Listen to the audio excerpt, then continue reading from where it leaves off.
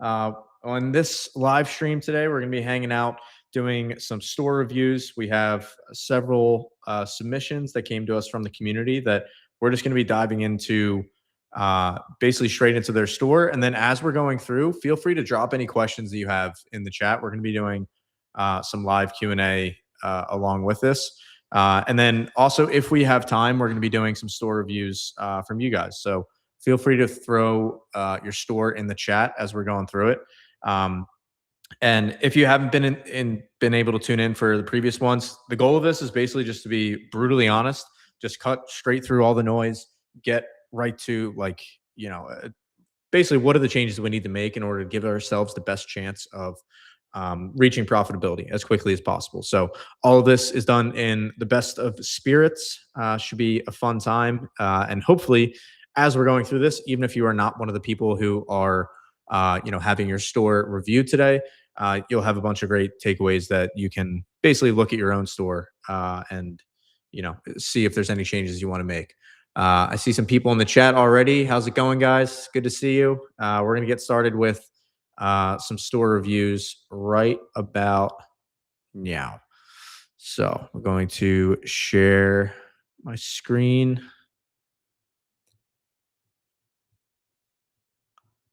And let's get into things, shall we?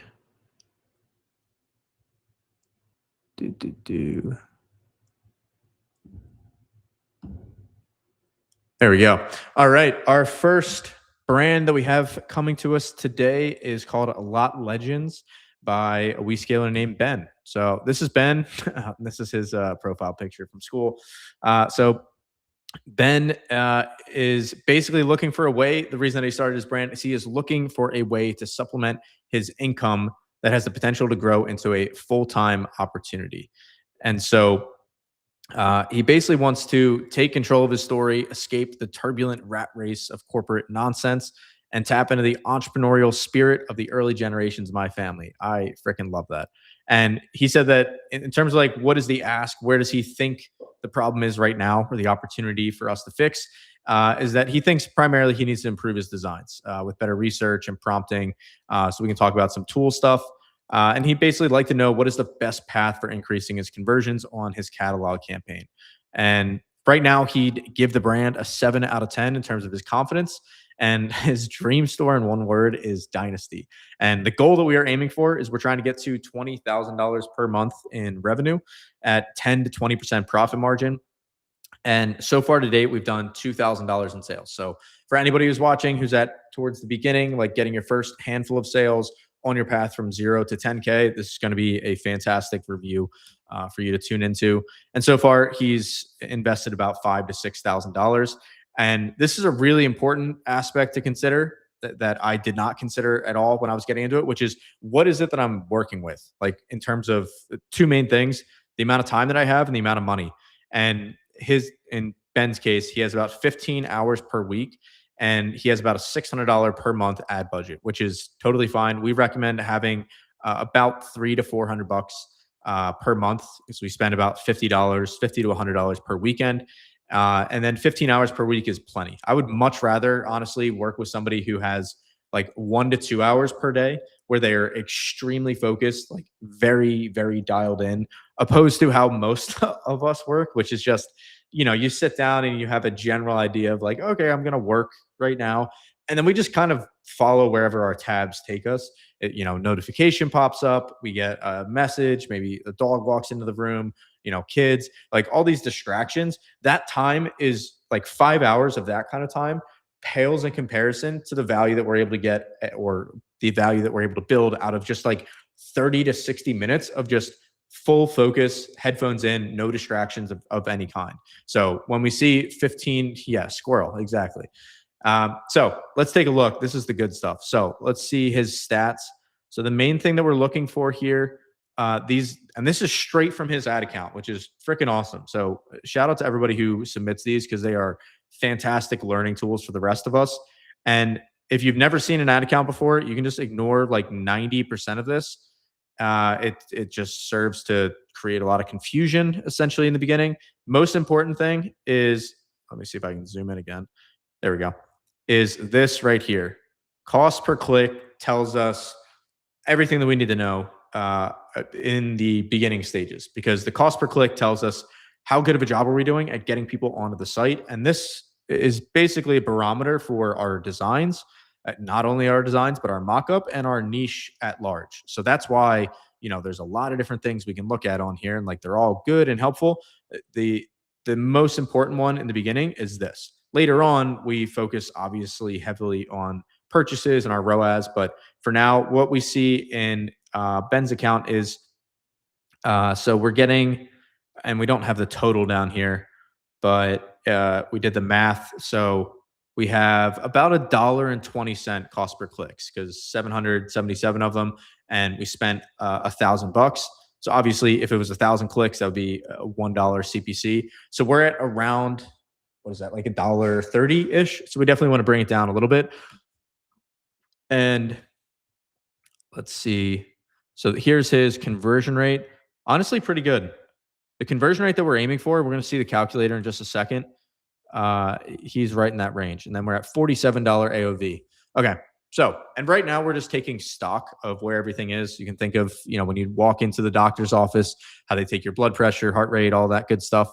That's what we're doing right now, rather than just jumping, into staring at the store and making changes at random. We can definitely change stuff, but it's way better when we actually take stock of the metrics, see where the leak actually is, and then we work on just that specific part. So this is the leaky bucket calculator, or the conversion rate calculator, where basically what you're looking at is this takes his current metrics. So yeah, about $1.30 cost per click, his current conversion rate of 2.5, and then $47 AOV. And the reason this is really cool, very helpful, like mental tool that you can picture whenever you're looking at your own store, is that you can see down here the impact of moving this around. So if we were to, let's just go crazy, say if we were to double conversion rate, let's just go up to like 5%. Oh, it won't even let us go that high. It's not allowing us to have our wishful thinking. Here, we'll do a different one. Let's do, if we cut our cost per click in half, which is the one we're actually going to be aiming for, what would that put us at? That'd be 65 cents. About there. Yeah, there we go. So you can see that if we were able to decrease the cost per click, basically just get people in the door a lot cheaper. And we'll talk about some of the things that he can do to fix that. He would be bringing in an additional $600 a month in sales from just the same exact amount being spent on ads. And then if we were to, better yet, improve the conversion rate a little bit, so like make some changes on the site, then his AOV is honestly in a great spot. But if we're just able to do that, aka bring down the cost per click to our range, and then increase conversion rate slightly, he goes from being at a 0.88 ROAS to a 2.3. And for frame of reference, ROAS just means if I'm putting in $1, how many dollars am I getting back? Right now, we're only getting back 88 cents, which is obviously math that does not math for us. So we're going to be working on that. But the goal is for us to be somewhere in this ballpark. We like to be in like the $1.80 to $2.50 range, because after our cost of goods and all other expenses, that puts us in a really good range in terms of our profitability. So without further ado, and I love asking this question. Like, what is it all for? Once the brand takes off, this is what Ben wants to unlock for him and his family. So without further ado, let's jump into the brand. So we have, and this just states, he's targeting tailgating apparel and graphic t-shirts for football fans. Okay, like it. Mockups and designs. And when I say I like it, that's like the cursory glance. We're going to see once we get into the designs, like what we're actually working with.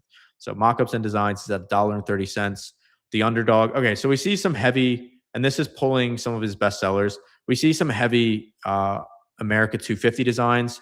So we're going to be kind of discounting those once we get to the site because obviously 250 has passed. Okay, let's just look up. Let's just jump into the site.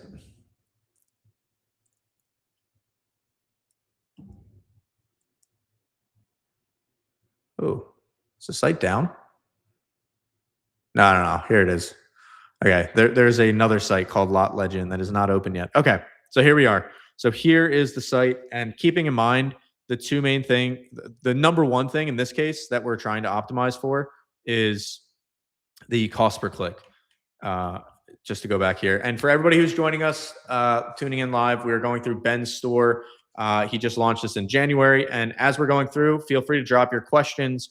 Hey, Mike, how's it going? Drop your questions in the chat along with your store. And if we have time later on, we're going to do some live store reviews from you guys. So happy Sunday. We're going to be hanging out, having a good time, doing some optimizations. And also, as we're going through, if you see anything that you would tweak if it was your store, then feel free to comment that as well. It's super helpful. So Lot Legends, and what we're mainly looking for here is we're optimizing conversion or cost per click. But why are we looking at the site? It's because this tells us right now we don't care about like the layout or anything. Right now, we're just looking at the designs along with the mockups specifically. And something that I noticed right off the bat is when it comes to the mockup, there's a couple of different variations here. And so I see we have this variation. And if we go back here, we have this one. So you notice it looks like we're testing out two different things. Yeah, so there's that mockup with like the wood in the background here, opposed to kind of this asphalt style. I think I saw a third one as well.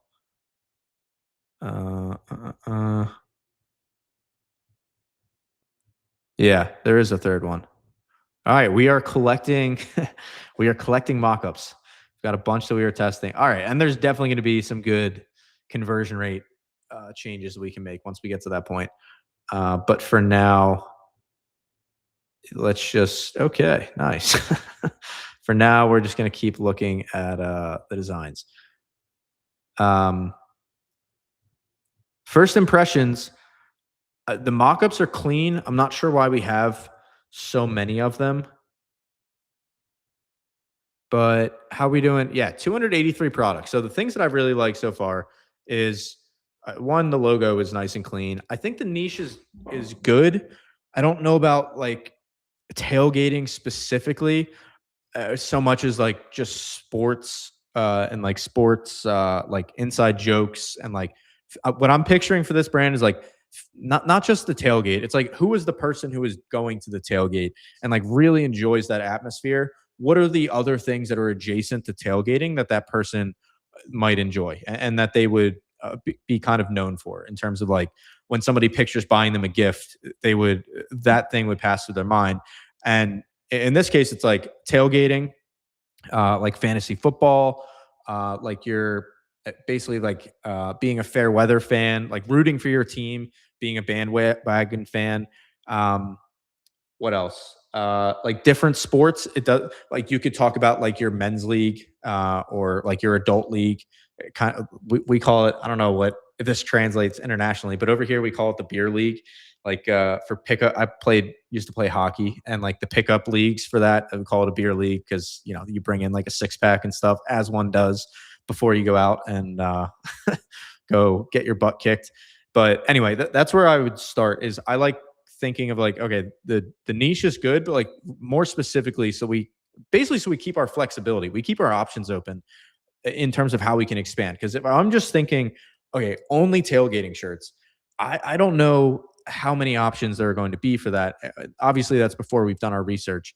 So let's take a look. Something that gives us a really good idea is what are the best sellers, and this will tell us like if we should be going so heavily into tailgating or kind of branching out further. Because basically, if we don't see tailgating being the top performers, kind of like here, like I pregame harder. So as we're going through this, just ask yourself, is this tailgating only, or is this like more general sports memorabilia, like inside jokes? Like I'm basically picturing like the armchair quarterbacks or like the dad who's like cracking one open like on Sundays and like just watching like 5 hours of the game, like that kind of person. We all know them. That's really the target avatar. And then the tailgate aspect is just one small piece of it. So keeping our options open in terms of the niche. So let's just go design by design. Yeah. So this one, it could be tailgate specific, but it's more about just like drinking and like enjoying hanging out and like also making fun of the other team. So that's a through line. And for anybody who's tuning in, the reason that we're looking at the design specifically and not like tweaking the site, like I would shrink down this logo. We'll do that in a second. But really, we need to get the cost per click down, which comes down to the mockup and the design. And that's actually before we go through the designs to Ben, just need to settle on one mockup. So I would assume that you've already run a mockup test before. So we just need to settle on one of them. Like we have several different ones here. My personal, I don't like this one because notice how there's basically no shadow effect underneath the shirt. You could easily change that, obviously, but there's a tiny one here, but it doesn't look photorealistic enough for my liking. Well, not really my liking, for what the customers are going to click on. So with our mockups, we want them to be photorealistic, and also tiny stuff like this has a really, really big impact. You guys see this here? I know it seems like kind of crazy to zoom in and like be nitpicky, but notice how like that's kind of blurred around like the laces of the ball. It's like we got to keep in mind, guys, that like our customers, they have like we have milliseconds to either catch them or they're moving on with their day because they are noticing these kind of things. And if there's anything even slightly off, that it smells even slightly fishy, we've already lost the opportunity. So to Ben, with these mockups, I like this one the best. I would make sure you run a mockup test. Two things though, and these are kind of important things. One, I would lose the solo cup, and second, really important, I would do this immediately. We got to get this out of there. This is trademarked, and we definitely don't want that going across all of our designs. I know you definitely did not intend to do that. I'm sure that you just used an image generator and it probably put that on the ball, which it should not have. It just comes down to the classic game that all of the AI labs like ChatGPT or OpenAI, Anthropic, all of them, they have when they make their models, they train them off of pictures. And the pictures that they are training them on is of a lot of times like trademark material, such as this NCAA football. So before we settle on the mockup end, and for anybody else watching, you want to make sure that you go over your mockup with a fine tooth comb because I can promise you, that your customers are going to be doing exactly the same. So a couple of nitpicky things before we lock this in, but just scrub that out off of the ball. Make sure that this is like your neck label. It is good that you're selling comfort colors. Or it's good to advertise that you're selling comfort colors because that is a selling point. And for anybody who's curious, the 3 different shirts that we recommend, like pick between one of these, is the Gildan 64,000, the Bella Canvas 3001, or Comfort Colors 1717, like Ben has here. We just want to make sure that it's not blurry and that it's as crisp as possible. So basically, I would go back and regenerate this a couple times, and then yes, you're going to have to run the mockup test and basically re-upload it to swap this out. This is definitely worthwhile though, and I would just use the uploader that we have in the community. That'll make it extremely fast. Like you'll have all your mockups swapped out within a couple of hours max. So now back to the designs. So this design I would remove or lower down in the collection. This design I really like. And this is kind of where I see this niche going. Run the damn ball. It's a football, American football, not real football reference. This is where I kind of see this going, which is like, what are the sayings when somebody is sitting on the couch, like watching the game with, their family or their friends? What are the sayings that are constantly coming out, like the inside jokes or the things that they're shouting at either their team or the other team, basically just yelling at the TV, what's coming out? I think there's a ton of stuff that we can do with that. So, and also notice this one, very, very simple style. So as we go through, I'm going to be looking to see, do we have more designs like these? Because they're very relatable and they're super clean. And one of the most common mistakes that I see beginners make is they'll have a good concept and you can go through your whole catalog. One of the highest leverage ways for everybody watching this to like dramatically improve your catalog is to just go back through your concepts and just see, is there anything that I can remove from this design? Because, for example, there's a lot of ways that Ben could have like ruined this design in terms of like too many colors, like excess graphics, like things that we think look good when we're just staring at it on a screen. And we sometimes kind of lose the thread and remember that like this is going to go on a shirt. Like somebody needs to want to wear this like 12 hours out of the day, 10 inches beneath their chin. So that's something we're keeping like basically an eye out for. And I see everybody coming in. Welcome, guys. We're going to be doing some Q&A and some more live store reviews as we go through. So feel free to drop your store in the chat. Right now, we're going through Ben through his store, which he started back in January, and we're trying to bring down his cost per click at the moment. So these are his metrics right now: his cost per click, his conversion rate, average order value. Honestly, these two are in pretty good shape. I'm pretty happy with these. We just got to bring this number down.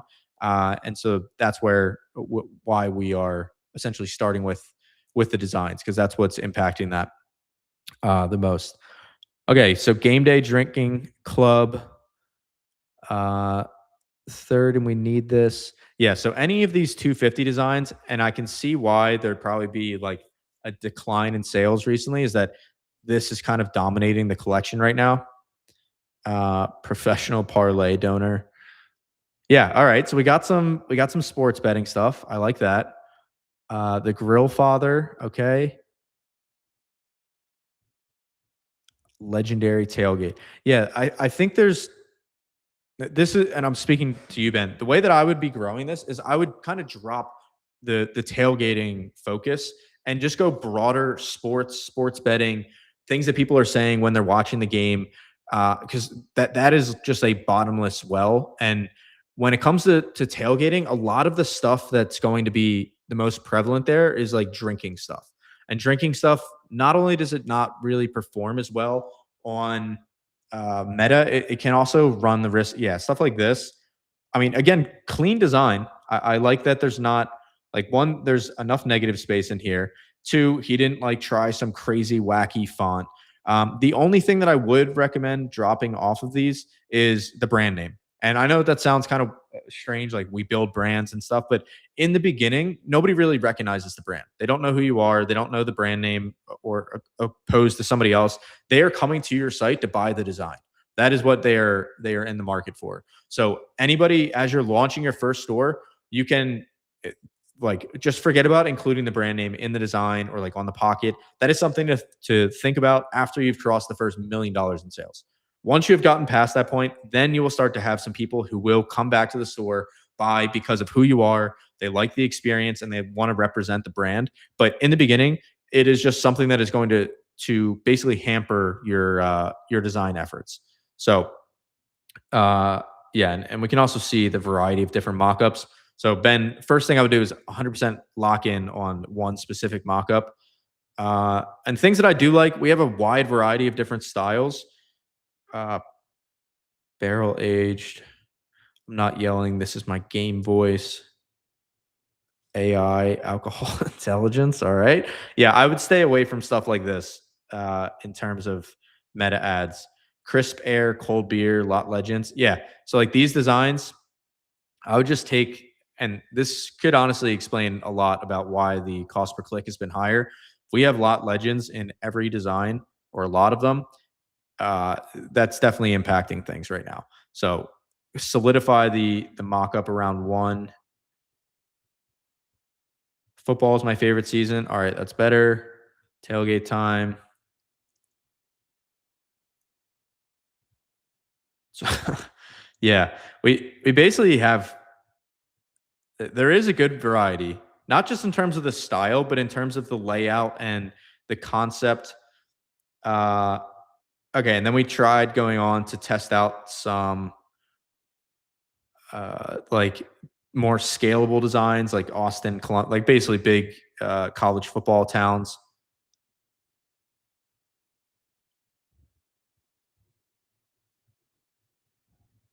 Tailgate. Yeah. Okay, so we do have 283 designs, which is good. There's just too many that have lot legends in it. And then I would lean in more. Here's how I would like basically rebuild the collection from here, Ben. And this will get you to the path of like profitability way faster than continuing down this. Is number one, I would start with very scalable like design trends. Like the basically go to run down the list of the most proven like print on demand quotes and sayings. Right now, I'm not seeing a whole lot of those on here. I'm seeing things that are like drinking related and like things that are unique to like college football, which is good. It makes sense. But when you're launching your brand, you want to have like you call them like your safe bet designs.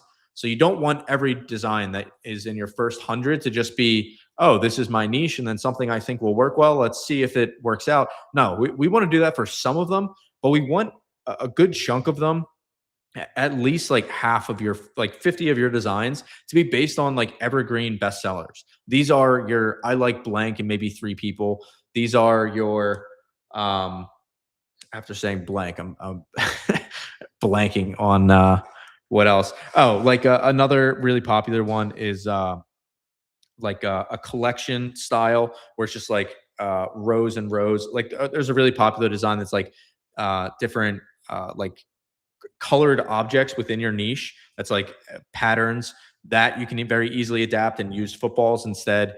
I like blank and maybe three people. What are some of the other phrases? Having a huge brain. Let me go look real quick. Um, do, do, do. Oh, yeah. Life happens. Football helps. Um, oh, another really good angle that I would tap into, Ben, is what are like some all-time sayings or quotes that people like remember and know from like basically football games or like sports broadcasts. So this could be things that the announcer said. This could be things that the player said in like post-game interviews, like the classic Allen Iverson quote, like we're talking about practice, stuff like that. That any true like the average and like nail like really dialing in on who your avatar is. Any like average Sunday drinking like football or like really sports fan type person who watches Sports Center or ESPN, they would know those quotes and they're not trademarked or we run everything through trademark check. But those kind of things, like as soon as they see it, it's like instantly recognizable. If you pair that like sports reference, like somewhat niche, like you need to actually know sports in order to basically find that like to be relevant or funny. And then you combine it with a that's that's the AI working on making the next presentation. Then you basically combine that with a really simple style. Some stuff like this, like you do have good art styles. I think the topics have just been too drinking related, too much about just specifically tailgating. And then we added in too many designs that just had like lot legends on it. And again, all of these things are very easy adjustments. It's just going to take making another like 100 designs before, the collection is really in a spot that you can, scale it up. But I think that after leaning into those directions of like evergreen, like very scalable print on demand quotes, the basically like famous sayings or events that have happened within the sports industry. And these are some of my favorite like wells of topics or ideas within the print on demand space is like, what do they talk about? What jokes do they make? Where have they been to? What have they like experienced or seen in the past? Like what basically what's an example of that? Like an event or something that's like a classic trope that everybody knows. Like I'm sure that there's someone here. No, I'm not seeing any right now. Yeah, this kind of fits in, but I would make it. Yeah, those are the directions that I would lean into, and then strip out the lot legend stuff. And have so the next round of 50 would be 50 is you brainstorming stuff like that. Then 50 is you tapping into like the really popular quotes. And you can just ask ChatGPT or Claude for these. And like, what are the all-time like proven print on demand like quote formulas for t-shirt designs? It's going to give you a ton and really simple. Most people don't believe this, but like very simple text-based designs are actually some of our top performers, where it just makes a statement and then gets out of the way. So those are the things that I would lean into, and then going through the store briefly. I like tailgating and maybe three people, or I tailgate with all three. You can just drop your store in the chat. And then somebody asked, you could keep those risky designs and just keep them off Facebook sales channel within Shopify, right? Yeah, that's correct. Something to keep in mind is that Meta does send bots to your site to scrape it every now and again to basically make sure that everything is above board, because they want to make sure that when they send somebody to your site, they're going to have a good experience. Because if they click on your ad and then they don't have a good experience, and I'm talking like really bad, like a scam site, which Meta obviously has to watch out for, if they click and it's a scam site, that person is never going to click on an ad again. And then Meta basically just lost not a customer, we're the customer, the advertiser, but they basically just lost a product. It's like a very dehumanizing way to to talk about it, but that's, if you're not paying, you are the product. The old saying. So yeah, they will send people to bots to your site, and so you want to make sure that if there's any designs that you are not comfortable with Meta seeing, just not having them on the site in general. You can, coin toss, no pun intended. There you go. And still have them on there and just remove them from the sales channel. But it is a little bit of a risky run. So now in terms of the store view, couple of things. Well, many things actually. Is conversion rate optimization is a million like little tiny tweaks, not like one silver bullet. So let's start off at the top. So I would change the name of the collection page to be like sports lovers or sports apparel. Uh, yeah, or even like tailgate apparel, but it's something that reaffirms like the niche, not just saying products. Because keep in mind, this is the real estate that every single person who clicks one of your ads is going to see. This is the only square right here out of the entire site, out of all of your hundreds and hundreds of beautiful products, out of all the different pages and like settings and tweaks. This is the only section that is guaranteed that they will see, because this is where they land. We drive all of our traffic to the collection page. And when they land on this page, their first impression of our site starts right here. And so many people it's tough when you're running your brand for the first time, because there's so many different pages. It's easy to think like, oh, they're all created equal. They're really not. It's like there's like two that matter way more than anything else. And those are the two that we're going through right now. So the first one is this collection page. And this page, we want it to be easy for them to find the product that they clicked on. So how do we do that? We make sure that as we're driving traffic from the site or from our ads, that we are actively watching and then moving up the designs that are getting the most clicks. And I see a common theme here, the underdogs, 250. And then there was another one that, and this will be a really good last note on the collection. The other one, yeah, the Ann Arbor tailgate Saturdays. Something that I see a lot of people do is that they'll have one design take off and then they'll start iterating on it. Like, for example, like this Ben Franklin one, say that this performed well.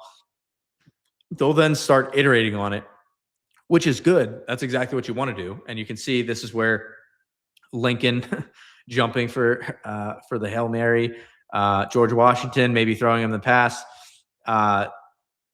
Those, like, that's, you can tell where they all came from. It's along the similar lines. That's great. What you want to make sure that you do when you like iterate on designs is that you watch how they perform and that you clean out the stuff that is underperforming, especially when you have something that is seasonal, like America 250, not seasonal, like one time one time only. Especially then, you want to make sure to clean it out, because what happens if you do not clean out these designs is it can easily start cluttering up the collection. And by and large, I think Ben is a really nice collection. But what we want to avoid is just a wall of these kind of designs, and then it go into another wall of like the Ann Arbor style stuff. Because even though they're great designs, we don't want people to get the impression that that's all that we carry. So just something to be aware of. If you are launching scalable designs, which is fine, you never want it to be just a wall of them. You want it to be split up, because somebody is coming from Meta, they're coming from Instagram, they're in like a scrolling mindset. We want to do everything we can to keep that passive scrolling mindset in effect. So how do we make our collection page feel as much or as interesting as their social media feed as possible. That's the whole game that we're playing right now. And so collection page is the first most important page. And then second is the product page. And a really subtle thing you can do on this page, and to Ben, I would recommend doing, is try to break up the types of the designs as well as the primary color shirt. I think that he's already done a pretty good job of this, but we wanted to have a good variety. So I want to see like one typography design. Then I want to see like one graphic only, then like a graphic plus typography design down here, so that it like breaks it up. And the reason I'm looking at it on mobile, most people look at their sites like this. You want to look at it on mobile because that is where 80% of your traffic is coming from. So anytime I'm reviewing a site, I'm looking at it here. And anytime I'm reordering my collection, I'm also looking at it like this because people see it in twos side by side. So I would clean out some of these. And then last note on the products themselves before we go through the rest of the site is naming conventions for our shirt really matter. If you're not sure what to name your shirt, here's the rule of thumb that we follow. We go with 2 words, 2 to 3 words max, plus the word t-shirt, and that's it. We do that across every single design. Why do we do that? It's because people are not shopping based off of the name. They are shopping based off of the design. They are shopping based off of the graphic. So what purpose are the names serving? It's basically just to differentiate it. And it is not to act as our labels or tags or organizing or to tell them like what the design is. It's just there to differentiate it so that we can see and they can tell that it's a different shirt. But we do not need to be doing stuff like America 250 repeated on all of these. That doesn't do anything for me as a customer. I'm not seeing that and going, okay, now I'm going to buy. I'm scrolling, and where do all of your eyes go as you're scrolling through? You're just looking at the designs. Now, let's say we like this one. Now we click to the product page. Okay, satisfaction guaranteed, free returns, fast shipping. Okay, we got 3 sections here, so this is good. And also keep in mind that his conversion rate is 2.5%. So we're not really we start with one thing that we want to change, like one main focus. And for Ben, that has been his cost per click, not his site. But we still go through the site while we're on here. Okay, so this is something I would cut down on this text a lot, like dramatically. Like it should be this much space, absolute max. And it should be bullet points. Basically, if I'm a customer, I'm not reading all of this. And it needs to be something that starts off with like an emoji and really grabs my attention and that there's a reason for me to be reading it. Unless if there's a really good reason for me to read this, my eyes are going to glaze over and I'm just going to keep on scrolling. I like this. It just has way too much text on it.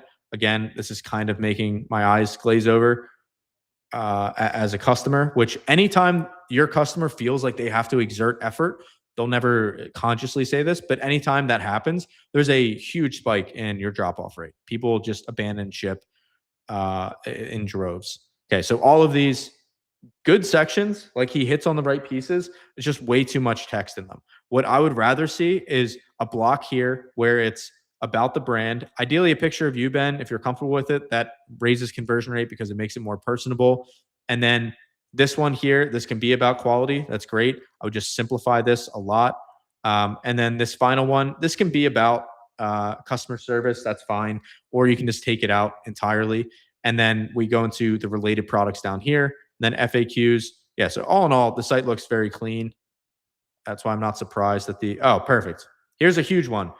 Who can call out what the issue is with this page right here, with the cart drawer? Throw it in the chat if you can guess.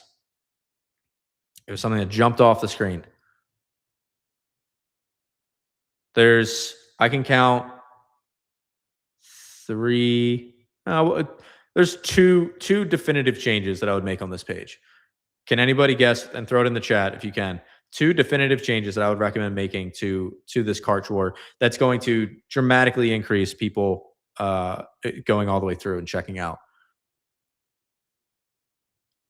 Shop pay. Yep. Yeah. That is one of them. So the first thing, and there is one more, but while we're waiting for that one, shop pay, I would definitely take this out. This is prime real estate. Prime real estate right now. That shop pay put their sneaky colored shop pay logo right above our checkout button, trying to distract people.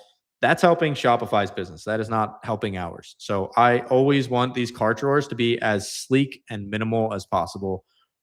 Well, there's one other thing. Yes, Ted, I see Ted got it first. Two different color buttons. So what Ted is talking about, the fancy term, is color isolation, like CTA color isolation. So call to action, we want, and think about this on basically on any website you go to. You know how the button they want you to click is always a big, like a sometimes obnoxious color, but it's like very different than a lot of other places because they really want you to click that button. Something else you'll notice now that we're chatting about it is they normally, if they know what they're doing, they keep every button they want you to click through the process the exact same color because they are conditioning us, and we can do the same thing with our customers, to whenever we see this color red, we want it to be very clear through the entire checkout process. This red means take action. And as soon as we see this, it switches to a different color. Very easy adjustment, very easy to miss. Huge drop off in the reach checkout rate. I'm actually curious. Let's go see what has been the reach checkout rate. Um, yeah, yes. Here we go. This is beautiful. So so where would this show up? This is the best. I love doing this stuff. So this is where, like, I know it just looks like a dashboard and it's, a lot of different buttons and stuff. This really gives us a lens into the store and, like, into the collective experience of the customers who've gone through Ben's shop. This, like, I love this stuff because we just saw that this button color here is slightly off. So we're like, okay, how do we know if that's actually been a big deal? We can tell because of the drop off right here. People are adding to cart, which is this page right here. So they're clicking that one. Like, I'd click that button. That's big and it's red and it's, right in your face. And also something else that he did very well is it's above the fold. There's not, which above the fold is the page, whatever section of the page loads. It's an old newspaper term. Like the prime real estate is when they throw the newspaper down, what's above the fold, because it's guaranteed you're going to see that. Same thing applies to websites. So his add to cart button is above the fold, which is fantastic. So it's not surprising he has a good add to cart rate, which also we should map out. It's 6 to 8%. That's what we aim for here. Here we want like 5 to 6%. And then here we want like roughly 2.5 to 3%. I won't draw it out, but 2.5 to 3%. Anybody wondering how we get those numbers? It's just industry like standards or benchmarks is better put. So we look across everybody's store, like inside of WeScale, and like what is working well for them. And industry average or community average is 50 to 75 cent cost per click, roughly like a 6 to 8% add to cart rate, 5 to 6% reach checkout, so on. So, but the really cool thing is that we just found on Ben's store, just with changing that one button color, we should see this reach checkout rate go up, I would guess at least 1%. So based on that, we can now update and these are all estimates, obviously, but there we go. So it's 3.71. Okay. I can't. Yeah. So see, I should have opened that up before. I freaking love this calculator. So his reach checkout rate, we want it to be 5 to 6%. And you can see that reach checkout is down below that. So basically by increasing that by 1%, it wouldn't be quite 1% straight to the conversion rate, but that already brings us up to like, call it like a 3.25. That'll be pretty close to a 1% jump actually, because this should jump a good amount. But anyway, it's all estimates and forecasts. What Ben should do is just make the change and then monitor it. It's pretty simple. But he would remove the shop pay, and then he would make this the same color red, and then also make this. Notice, and this seems kind of crazy every time I talk about it, but notice the roundness of the buttons. You seem kind of insane bringing it up, but the roundness here, it's a slightly different. I did not match that well at all, but you can see it's slightly different. These little things actually do matter. Just trust me. Make these changes on your site and then see what the conversion rate does afterwards. Now let's go through. We got about to buy a ton of this America 250.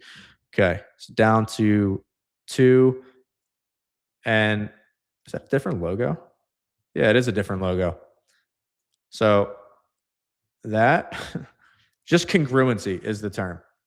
So we had a different logo on this checkout page, which again doesn't seem like a big difference. It matters to the customer. So just by Ben changing that there, he's going to see an increase in what metric?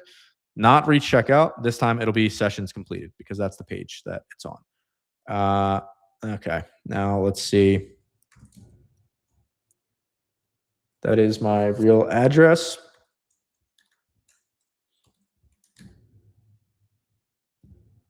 Continue. Perfect. All right. So we do have good standard in, shipping. $4.94. Okay. Perfect. So what we were checking for there is that it's very, very common. I recommend everybody check this on your store. Make sure that your products are in the right shipping profile. We want to be charging for $0 to $75. We want to be charging $75 orders. We want to be charging $4 and like 80 to 90 cents, not over $5. That's been the tipping point that we found drops off conversions.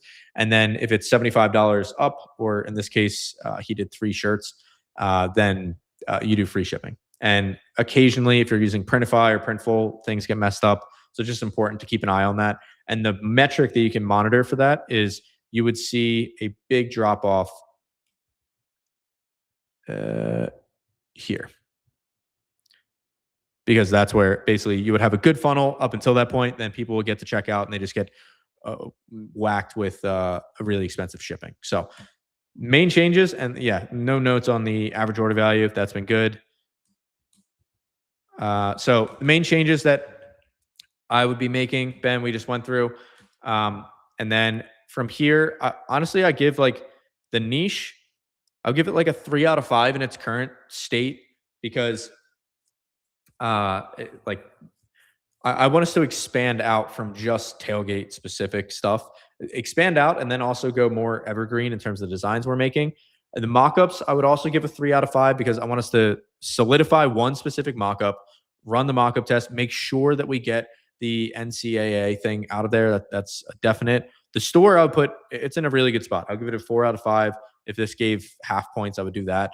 And then in terms of marketing, we didn't like see like email and stuff, so we're going to leave that blank. This is for once people are at the point like 10K plus in sales, we go through marketing and scaling because it's like different stages. And then founder, I give a 5. He's locked in. 280 plus designs is more than I normally see on stores that are at this stage. So it's clear that he is no stranger to just putting in the effort. It's just been slightly, we just need to make a slight adjustment in terms of the designs we've been making. And so we're going to optimize things. We're going to fix it up. And then we're going to scale things to the moon. So thanks for submitting, Ben. Hopefully you found this helpful.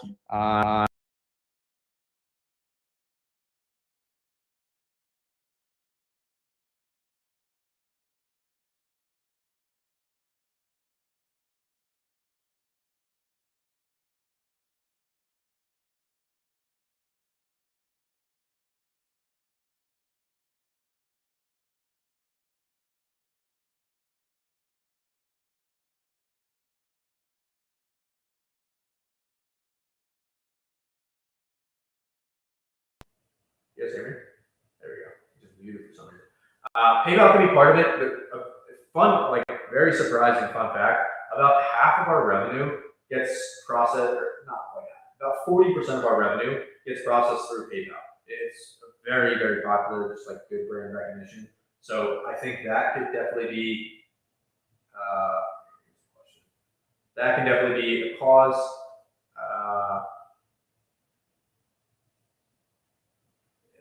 How do I just do? Nice. There we go. So this is Craig's question. Yeah, I would turn back on PayPal, but also individual days, you'll have fluctuation. It's very, very common. I wouldn't, whenever I have a down day where sales have just taken a big old turn, I just take it for what it is. It's not the most fun, but then I just keep focused on like, what can I actually control? And for anybody, like you are going to have down days. There are going to be days where, and not just down where it feels like something must be broken. So anytime that happens where I have a big drop, call it like 50, 70% in sales, first thing I do is I just take a step back and then look at how have I been doing over the past 7 days. That one question alone, knowing to stop and ask that, can be the difference between you making the right decision and the wrong decision to get your store back on track. So when we ask that question, how have we been doing over the past 7 days? Did it just change the mic? There we go. All right, there we go. Meg just popped her head in and said the audio sounds terrible. Hopefully that's better now. But first I look at past 7 days, and if over the past 7 days we've been trending in the right direction with our sales, then I don't worry about it. It just an off day will happen. But if in the past 7 days I've been unprofitable, ROAS has been lagging, and I'm struggling to get things on the up and up, then this is more of an indication that this is the trend that we're on, and there might be something more that I need to do. So in your case, Craig, if you've had days where, and it sounds like consistently you've been doing 6 to 15 sales per day, then today is just the outlier, I would not be worried about it at all. I would just make sure that your budgets are in a range that you're comfortable with in terms of your ads, and then just stay focused on the inputs, making new designs, sending out your emails, and just not watching it. Like something my mom always says is that like a watch pot doesn't boil. I never understood what it meant until I started because I cook so much, but or I understood it. I didn't really agree with it. I'm like, no, there's always stuff I can do. Like, come on. But it is true. Like at a certain point, you just got to take a step back and focus on the inputs.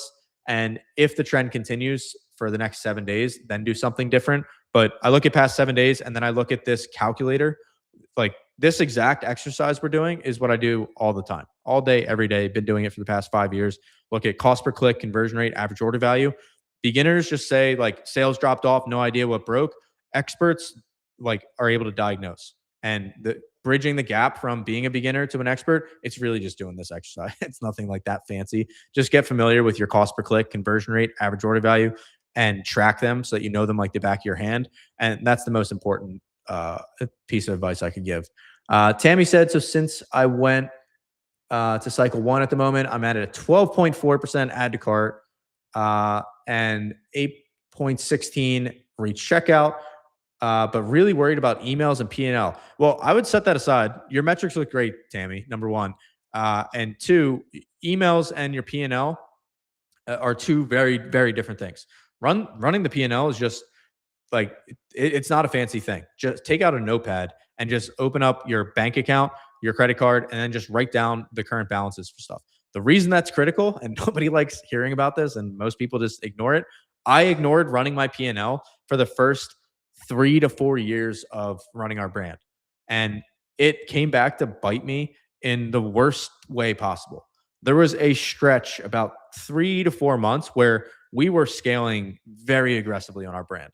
And on the surface, we had fantastic numbers. Sales were going on the up and up. We were doing like tens of thousands of dollars in revenue per day. And I thought we had like made it. This was going back like pre-COVID, like years ago. But we were running like print on demand brands and we thought everything was fantastic. And what happens when you're just basing your business off of just like kind of finger in the wind? Well, you don't actually know where things lie. And what happened to us was it took us getting about 3 or 4 months into this extreme scaling period where we had tons of revenue coming in. But then we looked at the bank account. We're like, oh, the money must be in a different bank account. It must be somewhere else. And then we looked into it further and we're like, no, this is right. And we're like, I know, somebody must have robbed us. There must have been like a wire transfer that was incorrect, or something like Chase made a mistake. Something is wrong. No. Turned out that it was correct. Bottom line was we just hadn't been knowing our numbers. We hadn't been seeing that, yes, our revenue was high. Yes, our ads were at a good range, like all the metrics we just looked at.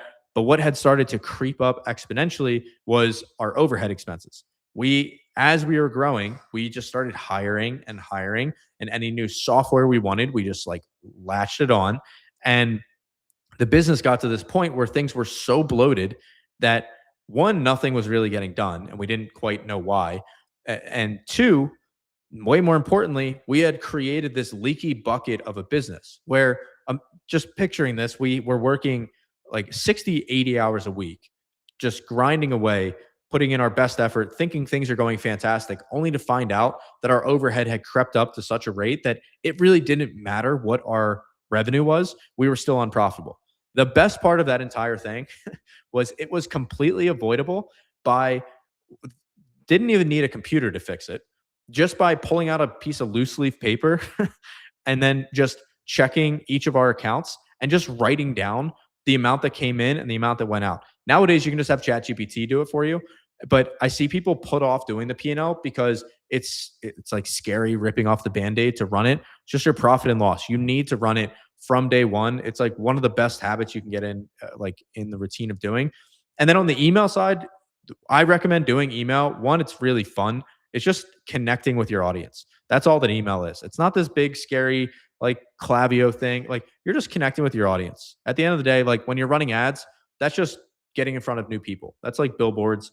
Like optimizing your store could be a scary thing, or it's just, hey, let me clean up my site so that it's a little bit easier when people who are interested in my products, they have a better experience. It's like if you just like take the inverse of each one of those things and just like really humanize it, it's a lot less scary.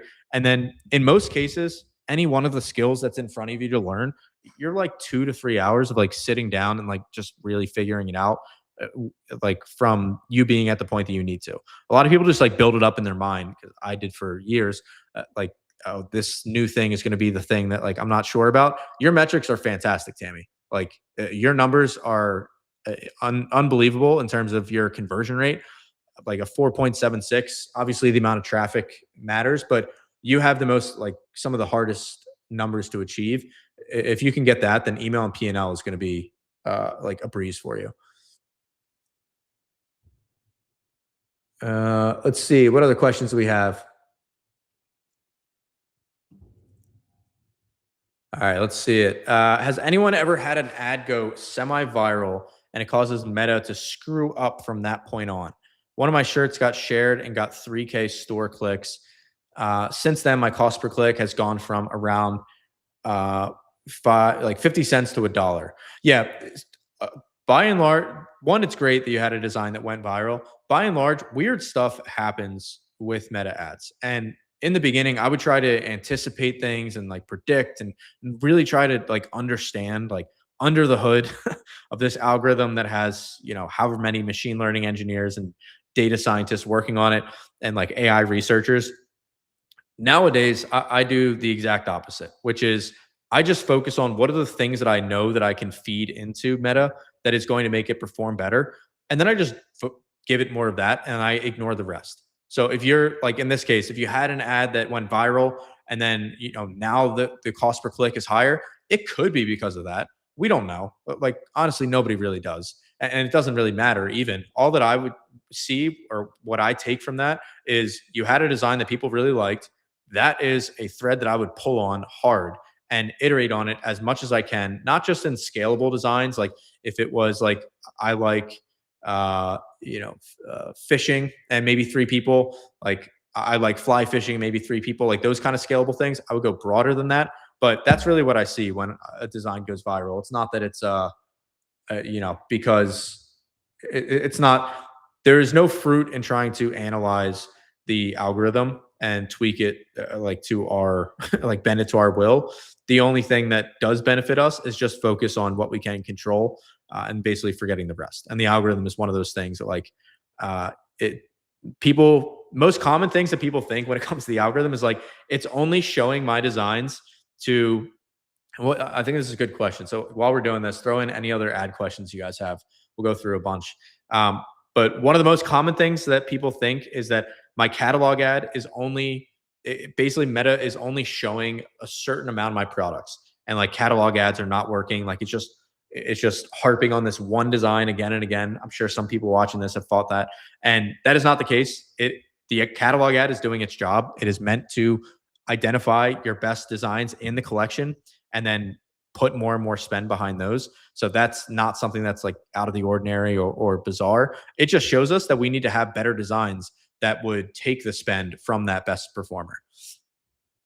So I wouldn't worry about the design going viral and then cost per click going up. That could be a lot of reasons. Just focus on more designs. Then Tammy said, Quick question with cycle two, I cannot get a clear answer on. When do you turn off hard stop a single ad? $5 spent or $10 spent, no sales, then turn off, or when cost per click, uh, yeah, 5 or $10. It either one. What I do is it depends on how many ads you're launching, but if it's showing good signs, like in terms of the cost per click, and $5 to $10 is such a tiny amount of spend, I basically cut it if the cost per click is really high. If the cost per click is in a good range, then I give it a longer leash. But as you'll learn through running the ads, like there's very few absolutes where like get it to this exact dollar amount. There's general like structures for testing, but it's very much like based on your own metrics and your feel of the account. What I mean by your feel is like how good is the design performing? Is the ad getting engagement? Is it getting cheap clicks? If all those things are true, it's getting engagement, people are commenting, liking, and sharing, and it's getting cheap clicks. There's a world where it might not get a purchase after like the first 5, 10, $20, but I would still let it keep going because it's showing really good signs. Then on the flip side, there's also a world where if it's getting really expensive cost per clicks, then I would turn it off very quickly. Because one of the main benefits of print on demand, unlike any other business model, is that we are not beholden to the products that we have. Meaning there is not a warehouse piled up with fidget spinners. You guys remember those things back in the day? I used to work with like Amazon clients. So many of them had like they were like, I have 10,000 of these fidget spinners. Like, I got to sell them. Like, Amazon, like, basically isn't taking them anymore. Anyways, we don't have that problem where it's like, we need to get this product to work. Print on demand, our warehouse has nothing in it. It is complete. We are like no chains, no shackles attached to us. We can just iterate and make 100 new designs. And especially with AI, we're able to iterate on those extremely quickly. And that's one of the biggest benefits of being specifically a brand, like a branded print on demand seller, like on Shopify or your own store, is that you're basically going head to head with other media buyers who are like on Facebook and on Instagram who are advertising individual products. And those people, their teams, they have to sell through on just the specific products that they have in front of them because the company or their team has already invested so heavily into it. So in that case, yes, there is a world where you want to push the budgets further, but in print on demand, like if the design isn't working, like just cut it and make 100 more designs. Like the image generation cost is basically negligible. It's just your time. And then once you like get in the flow of like uploading designs, you can get them up very quickly. And so I know that that's not exactly what you were asking about, Tammy. It's like more about like $5 or $10, but overarching all of that is just keep in mind that there is no limit to the number of designs that you can be making and launching. And in fact, the exact opposite is true, which is there's a direct correlation. We've tested this time and time again inside the community. There is a direct correlation between the number of designs that somebody launches and their sales and their profitability. Now, that's not to say that if you launch 10,000 designs and they're all terrible, are you going to make a ton of money? Absolutely not. So there is a sweet spot in there, but by and large, the general truth that holds is higher volume with increasing quantity or quality. That is the ultimate recipe. Everything else that we talk about on here, like with the calculator and stuff, that's really just dialing in things. But the main engine always is like you're a fashion brand at the end of the day. And what do fashion brands do more than any other type of business? They are like curating and launching new products that match with the demand of their audience. That's what print on demand is. And our ads, our store, our emails, they are all just a backdrop piece to the main event, which is the collection, the new designs that we are putting out there to the world. So as we're going through all of this and like optimizing your store and your ads, never forget, always keep it in the back of your mind, or better yet, the forefront, that this is all a means to an end to get my amazing products that are ever improving in front of the right person at the right time with the right set of circumstances, basically the right store, the right ad copy, like all of those things, but it's all just for the design. So whenever we feel like we're going down a rabbit hole of like ads or conversion rate or like all these tweaks, at the end of the day, like just keep calm and keep designing. And yes, we're going to be doing another store in just a second. Actually, let's jump into that right now. All right, next store we have, oh, perfect, fishing one. We have Notorious, that's a clever name, Notorious Anglers from Victor. So this is Victor. He started 6 months ago, and he basically started this to hopefully pay for his living expenses when he moves to Maine in September. And the reason that this matters to him is that he has always worked paycheck to paycheck, and he's ready to expand his life beyond that. I heavily resonate with that. And the thing that he thinks is broken in his brand, I like the awareness here, is not enough designs resonating with his audience. And he did, this is a really, really interesting one because he had a period when he first launched the brand where, oh, I'm not sharing my screen. Would you guys like to see this? Would you guys like to see the store as we're presenting it? Would that be helpful? Probably. All right, so this is Victor. So as I was saying, the reason this store review is so interesting is that he had a period where he basically came out of the gate swinging and made 25 grand in revenue and about $4,000 in profit, which is super nice. But he hasn't seen numbers like that ever since. And the main question that he wants us to dive into today with him is how and why did my brand skyrocket in the first months after I launched, and then how can I get back to that? And he's extremely confident this can work because he's already seen it himself. And the dream store, in one word, is unstoppable. And the goal, we are getting to $50,000 to $100,000 per month. And the sales so far, he's done about 58,000, and he's invested about 50 grand. So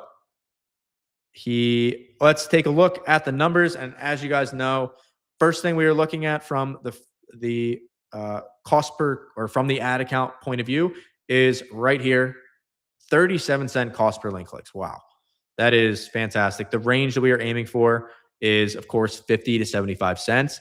Look at this. Look at these beautiful cost per clicks.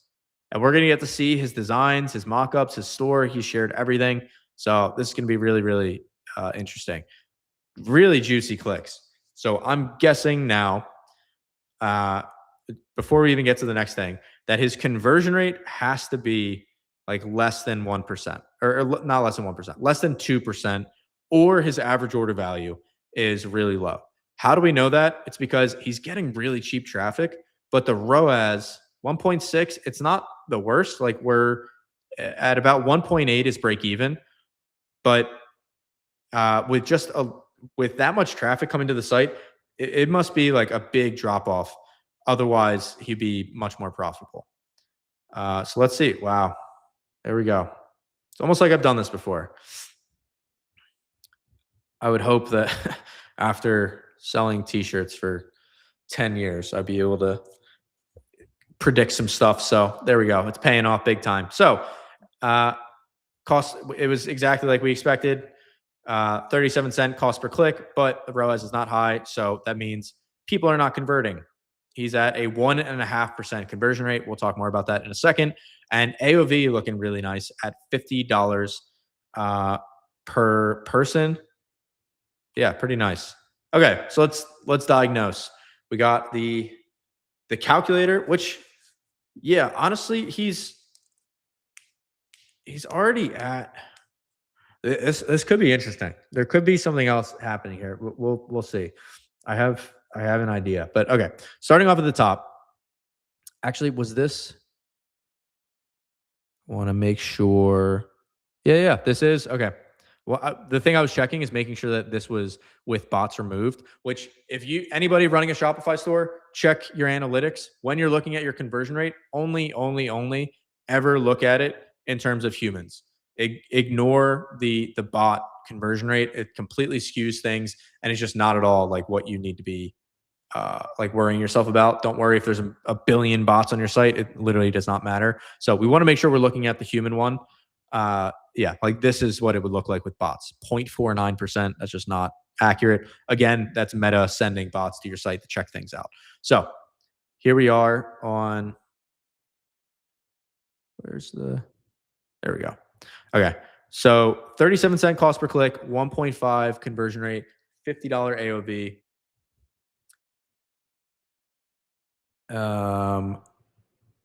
Here we go. I lost perfect. Okay.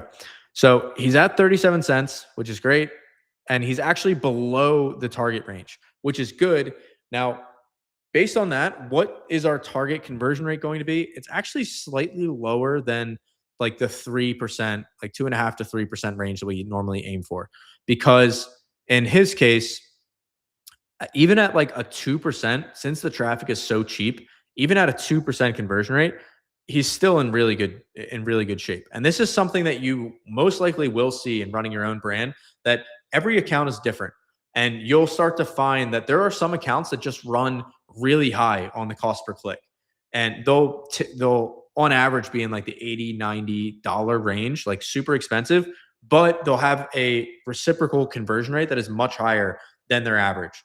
Or, and this is very, very rare, they'll have like a super high average order value. It's way more likely that it's flipped, and you'll have something where, like this, where it's a 37 cent, super cheap cost per click, but the conversion rate is basically much lower. So we're just going to jump in to a fishing boat is the dream buy once this is scaled. So we are building an unstoppable brand that drives 50 to $100,000 per month in revenue, and the first thing we're going to buy is a fishing boat. So hence the name. It's all coming together and making sense. So how do we return notorious anglers to its former glory? It's fishing humor t-shirts, as we could have already guessed. Let's look at the mockups. So, um, whenever we see a site that's at 37 cent cost per clicks, the thing that we're really interested in, or the question that we're asking, is like, what is happening on the ad, or what is somebody expecting on the ad that is just being totally missed or under delivered on once they get to the site? I'm going to say that one more time because it's super important. Anytime that we have a very like cheap cost per click, which is great in a lot of ways, but a low conversion rate, the main thing we're trying to answer is, what did somebody click on the ad for that is being under delivered or just totally missed on our site? Because as we saw on the previous store, there's congruency, right? Like, we want it to feel fluid going from step to step to step. That's our funnel. So that's what we're going to be looking for as we go through. So I see don't fish near me. Okay, we got a nice, super clean mock-up. Got a good, pretty wide variety of designs. Now, here we are on the website. Uh, this is going to be fun. I think there's just going to be a bunch of stuff on the conversion rate optimization side. Let's see. Okay. Let's pull it up.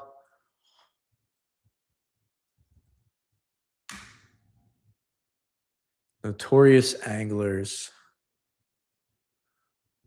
All right. And as we're going through, guys, as always, if you see something, say something, shout out your ideas. First off, I want to give credit where credit is due. 650 products. You love to see it.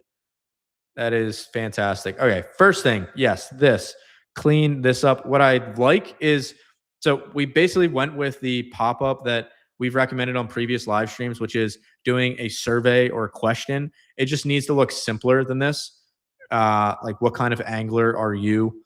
I would make it like something super, like, basically there's just too much text in here. So simplify this. I would put like different emojis, make it very user friendly, and also make it a question that is so basic that I could be like, I know very little about fishing. So an angler, I could guess at the definition, but I don't, if you were to like say something important is dependent upon me answering that properly, I'm not your go-to person for that. So what does that tell us? It's too complicated of a question. It should be way simpler. We did this on our brand, and our conversion rate went up when we simplified the question down to just, who are you buying for, myself or somebody else? Now, we did that during the holiday season, but holiday season is coming up, so I would recommend looking into that. But first thing to fix is the pop-up. We just want to simplify it even further. Okay, next we're going over to mobile. All right, 25%. Okay, so first thing, up here, it should just say free shipping on orders $75 plus. I like adding in, here, let me see if I can zoom in more for you guys.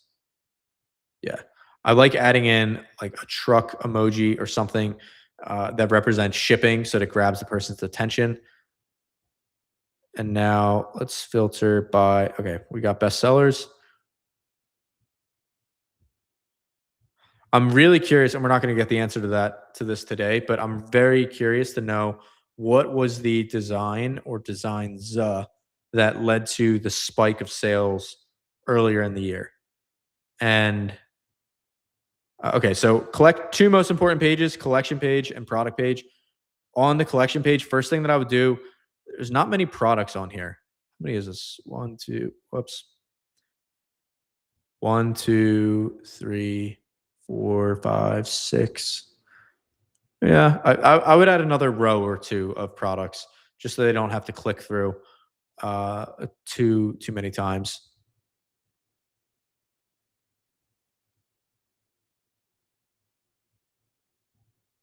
Yeah, I would stop with these fishing designs, number one. So I would drop these like a bad habit. Never revisit those again. You already have plenty of those. I only catch dinks.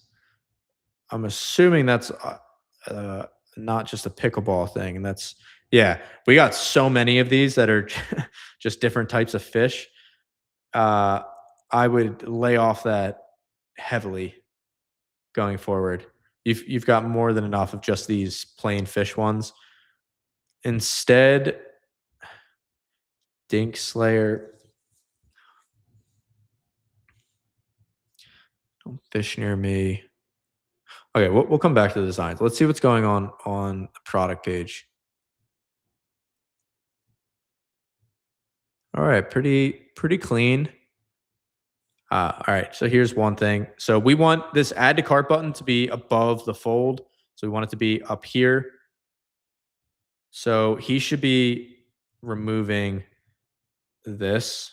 I know it's saying like what the shipping is going to be, but we should be removing that. And then I want us to make this add to cart. This is going to be a huge lever to pull. Change the add to cart to either a green or a red. And you can just ask ChatGPT what are the best CTA button colors, and it'll give you a list of them. I would just go with a green or a red. Black is just blending in too much. And again, our number one goal right now is we are trying to increase. There we are. Trying to increase this add to cart rate super low. If we can tweak this thing even like 1 to 2%, like a 1% increase in the add to cart rate increases everything else by 20%. Going from 4 to 5, we're now making an extra. Where are we? Yeah, that would be for, yeah, he'd be up to the, yeah, he's bringing an extra, he's very profitable with that. We really don't need to make too many changes. We just need to get that add to cart rate up slightly. It's like we want to find like a surgeon, like find the one thing that we can change or as few things that we can change as possible that'll still increase the performance. Okay, so we're really going to dial in this product page now. So add to cart, get rid of this so that then this is above the fold, and then change this to either a red or like, I think for this brand, you could get away with like a deep green. And then I would take these reviews and put them up there. And something that we turn on our site that helped out conversion rate a bunch is we turned on the setting in our review app where it'll show every review across every product. Huge like trust builder point. The only time you can do that is when you use the same shirt like we do across all the products. So like our Gildan 64,000, all the reviews are about like the quality of the shirt and the print and stuff. So it makes sense to put them across all of them. And it does a tremendous, it tremendously increases the add to cart rate across, especially your new products when they don't have any new, any, uh, what's it called? Reviews on them yet, reviews or sales. So I like these. These are cool. They're simple. Satisfaction guaranteed. The only thing I would tweak is this text here just says the same exact thing as this. So yeah, free returns. That's a really clever one. Fast shipping. So two ways you can do this. I would either just drop the stuff that's around it and then just make it the picture, and then the text can stay the same here, or I would make it say something different underneath. Two ways you can go about it. He's got three things here. I would make this say high quality materials, easy care instructions, and then free and easy. Oh, that's a lot of text. I would simplify this as well. Yeah, that's fine. For here, we like putting a bullet point list. Makes it easier for people to consume. Okay, angler favorites. I like putting a fish emoji here. It's got four things. Okay, that's fine. All right, huge improvement here. Rather than going right from, okay, so we see our product and putting ourselves in the mind of the customer. I'm looking at this. I'm like, okay, I kind of like the shirt. It's what I clicked on. Let's see what else we have. A lot of stuff going on right here. That's why we just talked about we can just clean this out by just simplifying these icons. Very minor thing your customer won't notice consciously, but can have a big impact. Now, again, we're back in the customer mindset, scrolling down, scrolling down. Oh, angler favorites. Again, I have to know what an angler is, which can be a good thing or a bad thing, depending on how niche you want to go. If I want it to be more like inclusive, I would just call it like Fisher favorites, fishermen, Fisher people favorites. Because if I'm shopping for, say, somebody in my life who I know loves fishing, well, I don't know what an angler is. Are they an angler? Like anything that possibly disqualifies people who could be shopping for your target audience are things that we want to take out of the site. Very, very simple adjustment, but can profoundly reduce the amount of confusion that people have when they're shopping. So again, I'm scrolling down. Okay. I see the same design here again, which is interesting. So, recommended product, we should check that out. And make sure that this is not just the best sellers. I would make this the recommended product section because you notice how it's showing this design here and this design again. We should get rid of that. That should be like showing related products, not the best sellers. So again, that'll increase add to cart rate as well because right now it feels kind of weird. Then we go down further and it just goes straight into reviews. Nothing else about the company, nothing about the brand. So that is our biggest opportunity right now. And we'll jump back to uh, Lot Legends. We had a good job, or we had a good example of this here. As we talked about, we want to simplify the text a bunch. But what do we have here is that if I'm scrolling, oh, and I actually forgot to mention on this one, we need to have recommended products here. But anyways, back to this. These sections, this should be very simply telling people about the brand and why they should trust you. Simplest things to include is one, who we are. This is ideally a picture of yourself or something that personifies you and shows that you're a real person, you're a real brand. You're not just shipping stuff in from like Alibaba or whatever. Like you're a real brand, like family run, small business. And then something about like the quality, like highest quality materials. Again, keeping it super simple, not a paragraph of text, just very simple bite-sized graphics. And then we go into the reviews, and ideally they're photo reviews. Yep. And I would, this is a lot to scroll through. So I would cut off the reviews at about there. And oh, we actually have it down here. Yes, this is perfect. Exactly what we want. Yes, this picture, one, that looks like it should be AI. I can't believe that fish is even real, but no pun intended. But this section, we want to simplify. Actually, this is already pretty simple. But what I would do is we want to hook people. No pun intended again. Gosh, the fish metaphors, they just catch themselves, except for that one. All right. So what I would do to change up this section, I would we want people to actually read this because Victor has shared who he is, his mission, his motivation behind the brand. Super cool, very unique to for somebody to be shopping on Meta and then to see like the actual business owner's face. A huge opportunity to differentiate yourself if you're comfortable doing it. I it like there's nothing that quite can make up for this. But right now it just reads like a wall of text. What I would do is take these stats here, put that towards the top where it's like, what are people most interested in here? I mean, Victor is great, but they're most interested in what catches your eye is the fish, right? So down here, yeah, you said you didn't fish. Yeah, I know. You caught me.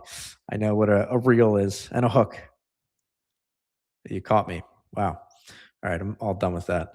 That's plenty. I would take the numerical stats, put them at the top because it catches people's attention. Not even going to mention it. And then I would go into I'm Victor, the guy behind Notorious Anglers. I would put a little waving emoji. I would get rid of this built by an angler for anglers. And I would put this up there. And then I don't think, yeah, then we can just simplify this.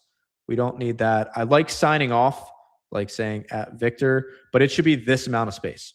Because then what happens? We just bought back with just that one change, this much space. Which, why does that matter? It's because that is one less entire thumb scroll your audience doesn't have to do. And that's like that is conversion rate optimization in a nutshell. How can I make my customer's life even simpler than I've already done with selling one product and just giving them a very simple store to check out on. So those are the main changes. Now let's go to cart drawer. Okay, nice, clean. Maybe he's been watching the live streams because it's cleaned up. There's no shop pay down here. It's the same color. I would just change this. Oh, and he's even. My man, this is great. Look at the roundness of the add to cart button. Same roundness. Very nice. Well, and there's your this is what you submitted for, Victor. Here's your big your big conversion rate hack, if you will.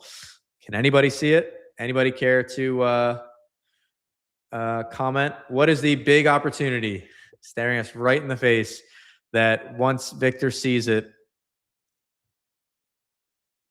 his conversion rate is going to go up?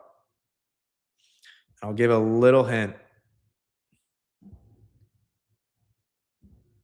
Right now, there's a pretty decent drop off at both of these steps here. But this one specifically is going to bring this up substantially. The session's converted. Let's see it. Button color and roundness. Oh, I didn't even notice that one. Let's see. Oh, yeah, that too. Well, in this case, we're Meta or not Meta. Shopify only lets you customize a certain amount about this checkout page. Like they're, touchy feely when it comes to payment processing. Something about, legality and industry standards, all of that. But that being said, there are some things we can change. One of which being, as you guys already noted, drum roll, please. Yeah, the blue button. The blue button here. This should be the same exact CTA throughout the entire checkout process. If you take one thing away from this entire live stream, it is color isolation and congruency through your funnel. Easiest two things to lose sight of, which is we make all of these changes to like our ads and then our collection. And like we start to see our brands as piecemeal. We start to see it as a product page, as a collection page, as a new design. Our customers do not experience our brands as that. They experience it as a fluid like timeline from end to end every single time. And the reason this is important to keep front of mind is that as you're working on your brand, it's very normal to go through seasons or periods where you're hyper focused on this week, I'm trying to optimize my site. Then this week, I'm trying to optimize my ads. Then this week, my main focus is my designs. Very normal like cycle to go through. And like honestly, pretty recommended because it allows you to like really go deep rather than say surface level. But as you're doing that, as that one thing is top of mind, it can become easy to forget that those changes that we're making here, we need to make sure that it still makes sense throughout the entire process, which really comes down to like the nuances of like button colors, the isolation. Is there anything that could possibly send up a red flag in our customer's mind as they're going through the site that would make them think, yeah, even like slightly, even like 10% less of us as a brand? Little things like not having the same logo from the product page to the checkout. Little things like not having the same button roundness from add to cart to the checkout. And little things like the drum roll, please. The submit order button being blue while the rest of them were a different color. So those things make a huge difference. And I'm talking and typing. I really don't know how like the video game streamers do this. How they're like, I can't even talk. I can't even hold a normal sentence and talk. Oh, how many things do we have in the cart? Oh, we had too many. Sorry, Victor. Looking like a giant abandoned cart right now. There we go. All right, 489 standard. And I would rename your shipping to be shipping and handling, not just standard. Nobody likes to think of it as, oh, what'd you buy today? Oh, I just bought standard. I just bought the normal. Just a run of the mill, dead center, aggressively average. That's for me. But shipping and handling, ooh, what a deal. All right. And drop your link to your store in the chat if you want to do a store review. I'm going to go through and do a couple in a second. Uh, and Meg said, I think this design needs to be added. Teach a man to fish. He'll steal your spot forever. Oh, that's funny. Meg, do you fish? I catch dinks. Yeah. Another thing for Victor and everybody else is when you have, uh, here, let's go down to the first page. So like Dink Slayer and then I catch dinks. Basically, when you have a saying or a quote or design that really goes, it's performing well. When we say to iterate on that, what we really want to be doing is go not just like, okay, this is the quote, like I catch dinks. Now, what are all the different like different art styles and different graphics and like you could have a whole collection of like 100 designs that all are variations of like the how you catch dinks. I've never like heard or used that word before today, but there it is. You could have 100 designs of just that. But what is the and that you couldn't be faulted for thinking that. But what you actually want to be doing is go a level deeper. You want to think about okay, that design. What emotion is it evoking in somebody? And on the most basic level, it's like, is it funny? Is it like an inside joke? Is it something that they haven't like heard of in a while, but it brings them back to like their glory days, aka like nostalgia? We want to tap into that, not just the saying or the quote. That quote is just telling us that that emotion is what's resonating with people. And then we want to go horizontally to see what are the other ways that we could tap into that same emotion to bring that out in a different way. Because, and what does not do that, or I'll say it differently. What the reason we want to do that is that I might be somebody who's like very nostalgic about my fishing days, but and nostalgia is something that like really resonates with me and can get me to activate like my buyer behavior. But like I never like caught dinks or I never found that to be funny. And if I just come to your site and I see, oh, I'm like, oh, that could be funny. I wonder if they have anything else. Again, I'm coming from meta. I'm in the mindset of just scrolling passively, and I just want to see things that make me laugh or things that make me feel nostalgic. And if I come to your site, or imagine if your feed was like if Meta found, oh, this person Chris watched this video. Okay, now let's show Chris 100 more of that same video, just with different like color grading and different audio and like a different intro and then like different copy above it because he really liked this video. This was a good video. We need to show him more of that. No, you completely like lose the forest for the trees. You need to stay focused on like what was it about that actually resonated, then what are the other ways that we can do that? And so where that leaves you in terms of your brainstorming is look at your best sellers, take all of what we're talking about today and give it to AI as a prompt is honestly the most straightforward way to do it nowadays. Give it to AI as a prompt and ask it to decode what made this a best-selling design. Ask it to decode, was it a combination of nostalgia or humor, or was it like did the art style play into the concept in some way, maybe based on the placement or the simplicity of the design? Like there's a million different things that it could be, but don't iterate by just changing like the fish style works well. And then like there's a lot of different fish. Let me just make a million of them. No, that's not going to work. That might get you some sales, but it's never going to be the thing that like really, scales the brand. What scales the brand is finding the thing that puts your foot in the door that really resonates with your audience at an emotional level. And so there's designs that are like, we call them base hits, the designs that people will buy and, they're there, you keep them on the shelves, you're not going to take them down anytime soon, but it is what it is. Then there's the designs that are the grand slams that come out of nowhere when you least expect it, and it can completely change your brand pretty much overnight.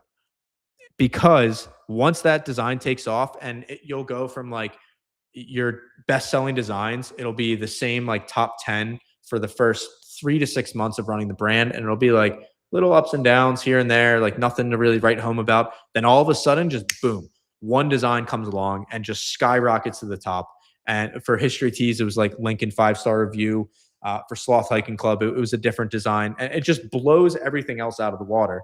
And the funny thing is that then the next question or problem is like, oh my gosh, like all my sales are coming from this, like, and nothing else is selling. Like, what do I do? Isn't that a problem? It's like, it depends on how you look at it. It's a really good problem to have, yes, but the way that it changes your brand is not just from that initial like rise to fame. It's from what we do after. It's how we iterate on it. Like Lincoln 5 Star, that thing shot to the top and like completely changed the brand overnight. But then what carried the brand and turned History Tees into what it is today is all of the follow up designs that we made. It was the about like basically taking the whole theme of all the different historical figures and basically hitting on different elements of sarcasm and dark humor with a historical twist that really carried the brand. If we had just stopped after that one design, it wouldn't be anywhere near where it is today. So I'm going to wrap up with notorious anglers and then go over to some Q&A and store reviews from you guys. So all in all, I would focus on simplifying the designs, not doing any more of like just the fish related things, trying to tap into more of like the typography of like what is it that people are saying uh when they're out fishing or like talking about fishing, really lean in heavily to the typography designs and not iterating anymore on this dink slayer. We've already uh beaten a dead fish with that one. And then make the changes to the site. And just with those couple of changes, I think the let's see if we come back to, yeah, here we are. The I would say we're thinking about everything the right way in terms of our owner, our foundations. The niche and brand are great. The mock-ups and the designs, I'll give us a 3. There's an opportunity here. 3 for the store as well. And then we'll just leave marketing and scaling blank until we get uh, past like this optimization point, because we are definitely in optimization mode right now. But honestly, and this is where things it can really take a turn fast. Victor can watch this and all of the changes we just talked about, he can make those within a matter of like a few hours. Like it honestly took us just as long to talk through everything as it would for him to just go in and change it. That's the crazy thing about this. And one conversion rate tweak can take his conversion rate from like 4% or his add to cart rate from 4% up to 6. That just increased everything by 50%. His brand completely changes overnight. So awesome job, Victor, on the brand that you built so far. It's just been a lot of fun looking at. And to both the stores who submitted, you guys are crushing it. Appreciate you guys sharing.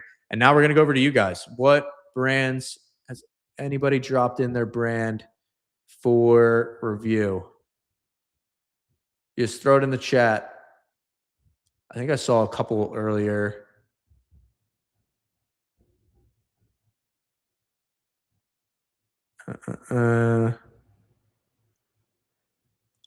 Meg said, ask when designing, do they see themselves? What frustrates them? What are their goals? What do they joke or brag about? What insider experiences uh, do they share? What makes them say, that's so me? Yeah. Yeah, it's spot on.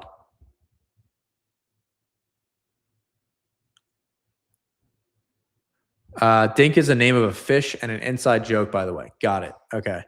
That makes sense. All right, well, go ahead and drop your story. And if you want a review or ask any questions, we're going to go for another 15, 20 minutes or so before we wrap up. And thanks for being here. It's been fun.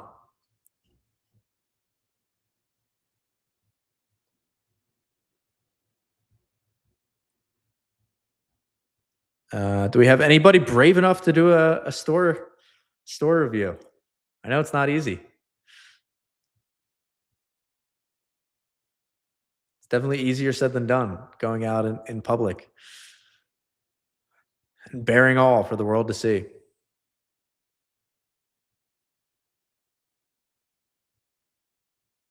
I would, but I'm literally redoing my mock-up for the second time on over 350 designs.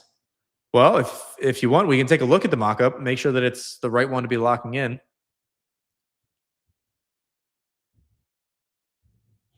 All right. Well, I'm going to go through it. Since nobody's sharing, we got another one here. I came prepared. So next up, we got Ted Peters. Ted posted this in the community. Well, let's see.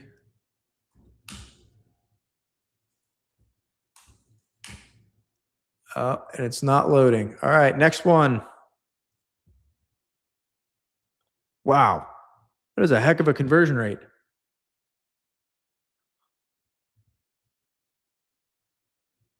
5.46% conversion rate. You guys see that?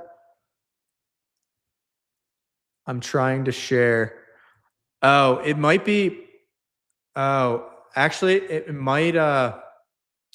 Just say the name of your brand. It's possible that YouTube or Restream, either one, it blocks URLs. I'm guessing. Well, Meg just tested it with Google. Just say the name of your brand, and I'll just look it up.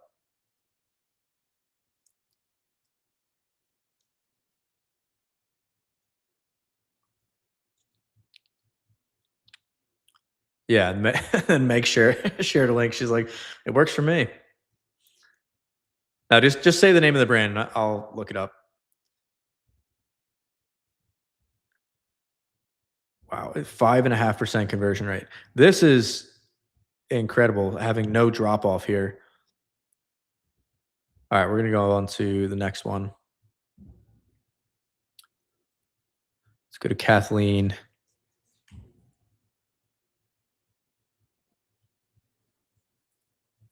Okay, we're these are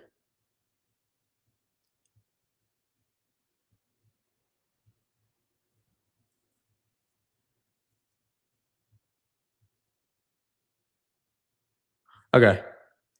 Yeah, this is a good one. Yeah, here we go. Nice. All right, we're gonna look at this one. Then I see some coming in the chat now. Oh, Ted. Yeah, okay, I see him now.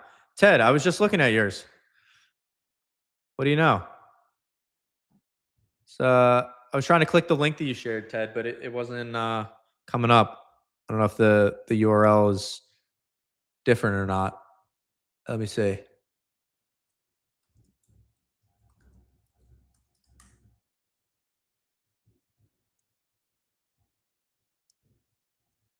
All right. Well, while Ted's answering that, I'm gonna go through this store. Yep, and I see a couple more coming through. This one from Kathleen is a perfect case study for us. So we're gonna go through this quick, then I'm gonna go through the ones I see you guys sharing in the chat. Throttle Junkies. I love the name. That is a great name, actually. Okay, so Kathleen's store, which she shared here inside the community, we're just going to go through completely honest, just recapping for everybody who joined. Since the last one, we're doing a store review. This is somebody from inside of WeScale who's been working on her brand for, she shared year to date, so presumably started this year. And the first thing that we look at in giving feedback is rather than just jump in and do what most people would want to and click the brand URL and just take a look, we like to take the blood pressure of the brand. So what the reason I said that this is a really good example is that she from June 30th to July. Oh, let me zoom out.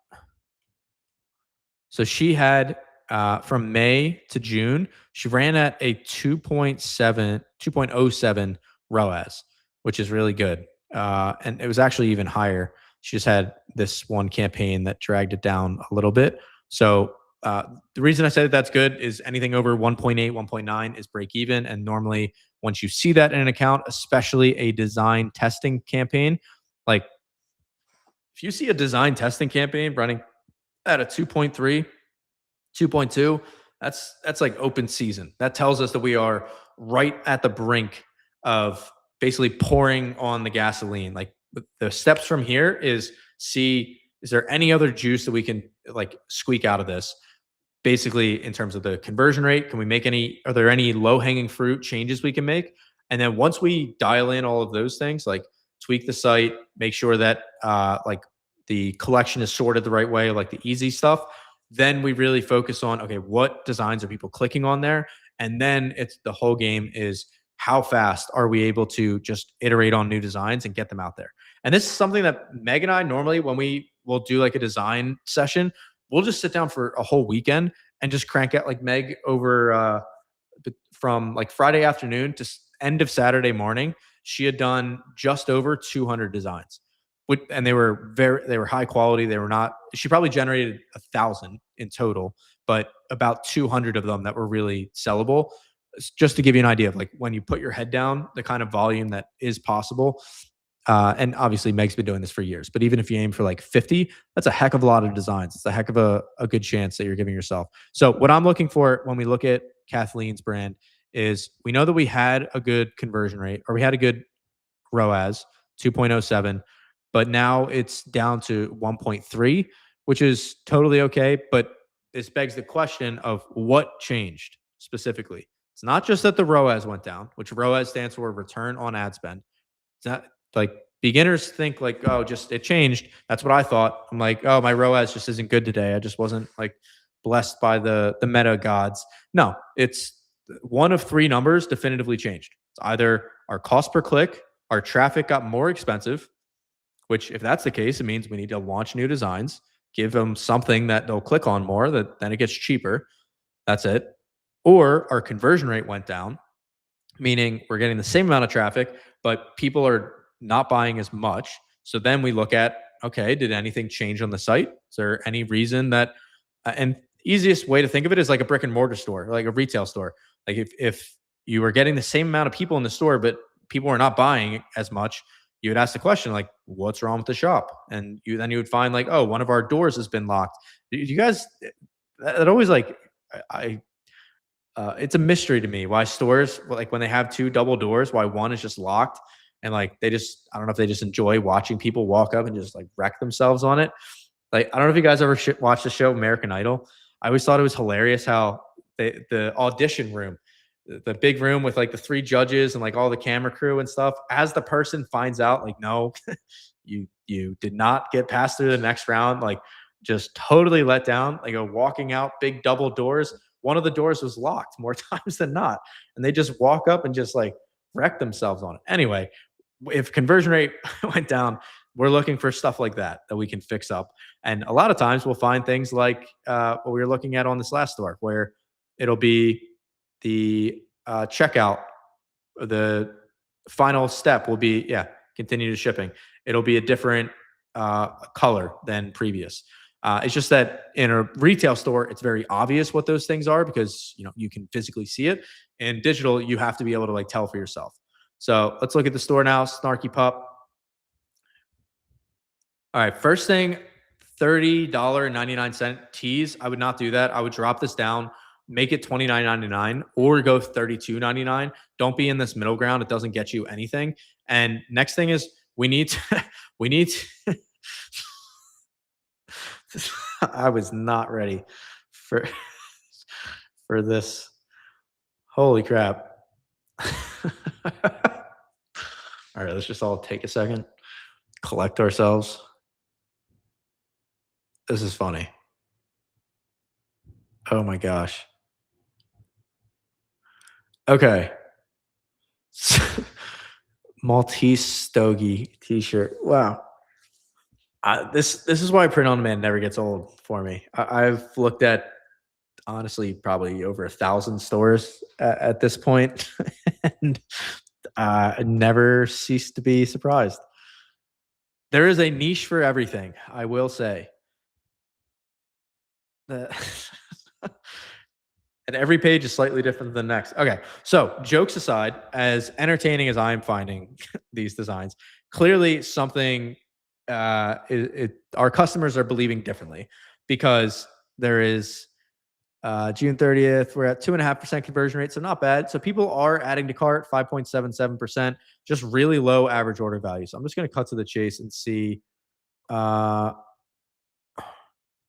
okay, well, one, we need a way to close the pop up. I know you can click no thanks, but there needs to be an X or something up here as well. So update that. Also, get rid of the bundle and save. We took that off of our site and found that it increased our conversion rate. Also, get rid of the preview images if, oh, you're also only selling the designs on one color. Or no? Did it just only show one color here? Okay, that's fine. Yeah, just turn off that color selector. Move the size guide over here to the right. That then brings up all the size options. Make the add to cart button a different color than just black. Make it like red or green. And get rid of the bundle and save. Dog parent approved. Okay. Move the recommended products up here. Good. And I know, like, jokes aside, I know I was laughing at the collection. I would diversify the designs substantially. Like this kind of style, I'm sure that it probably worked for like a handful of designs. I and I could I we need to get away from this. We need to go to what are the like I love the edginess of it, but too many of these designs on the site is not a good thing for the brand. You are not going to scale to seven figures with just 1,000 of these. It's going to be a diversity of like I like my dog and maybe three people, those kind of things. Moving back into the site stuff, move the FAQs down to the bottom. Get rid of the email list thing here. That's not helping. It's just taking up space. I would add. Uh, yeah, nice. Okay, add to cart. Get rid of shop pay. Let's make it two. Yeah, get rid of the auto discounts that you have here. Right now, we're just giving people, and also make this not. Uh, yeah, this shouldn't be expanded. I'm not sure why it's. I've never. Oh, you don't normally see that. Okay.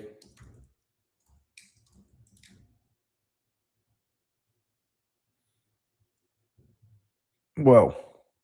Why is this still down? Yeah, the order summary. Okay.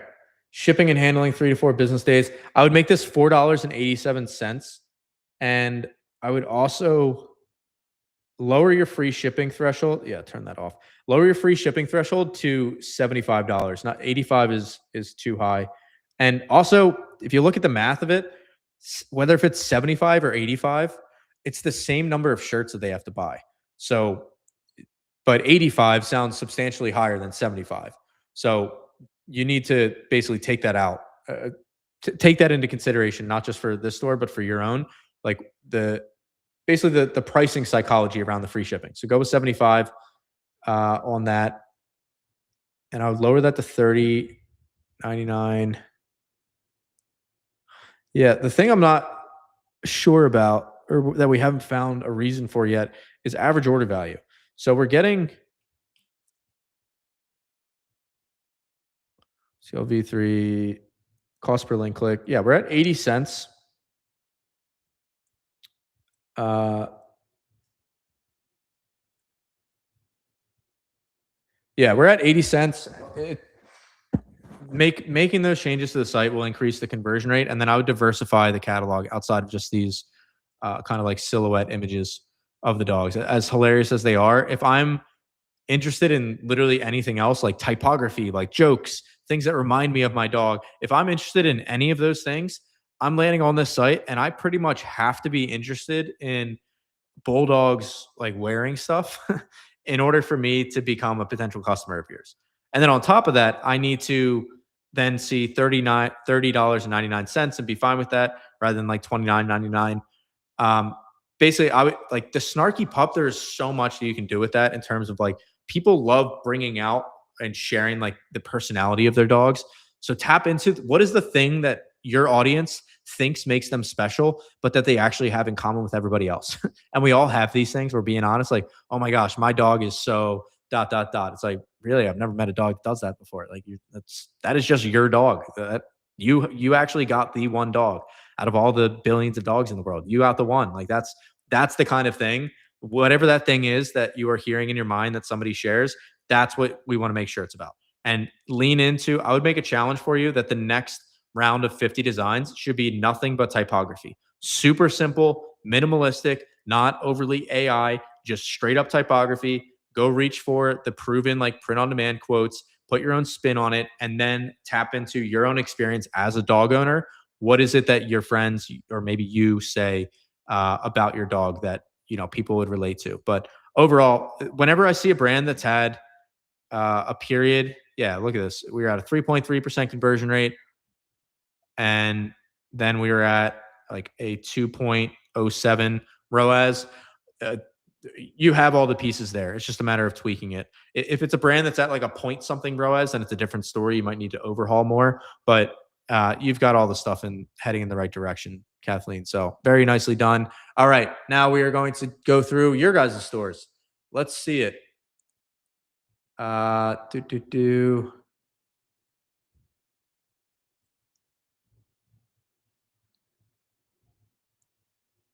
Let's see. All right, cabin 13 is the first one that I see. Let's look it up.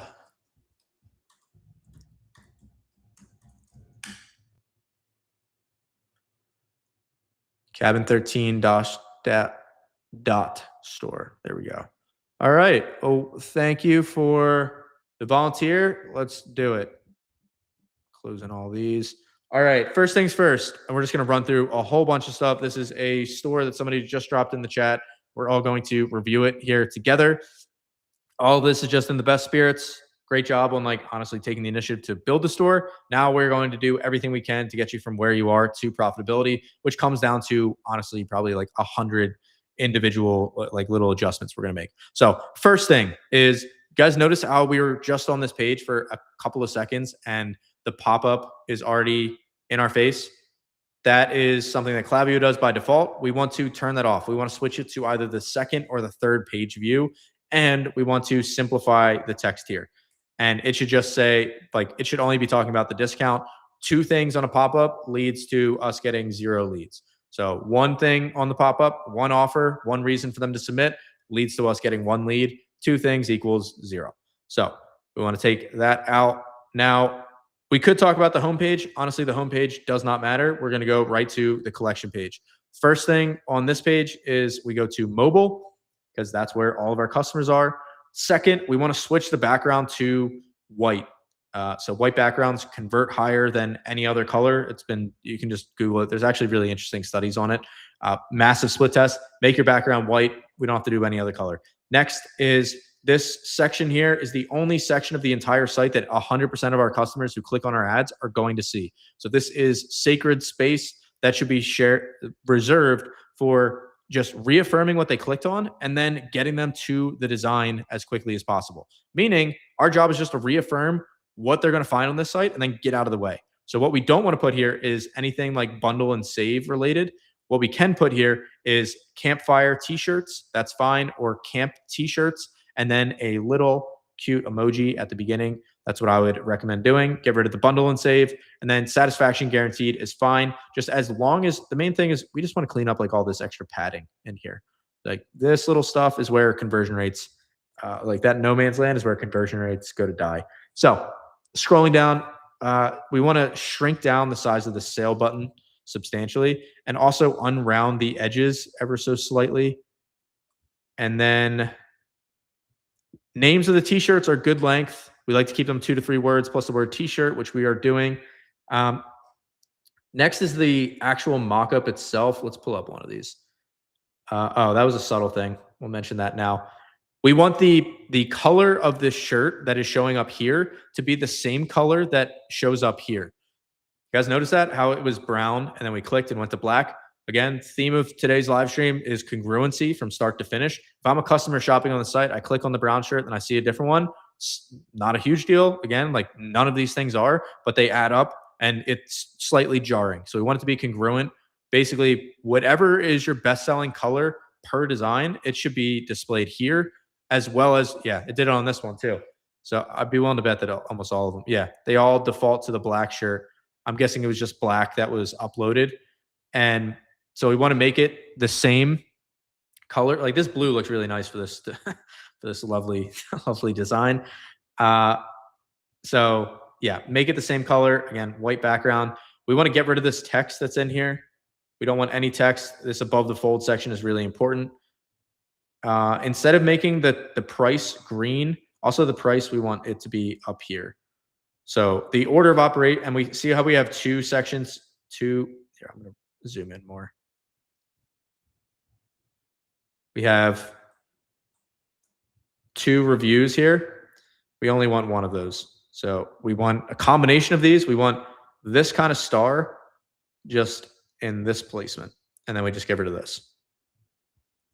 Okay. And then I like peeing outside OG t-shirt.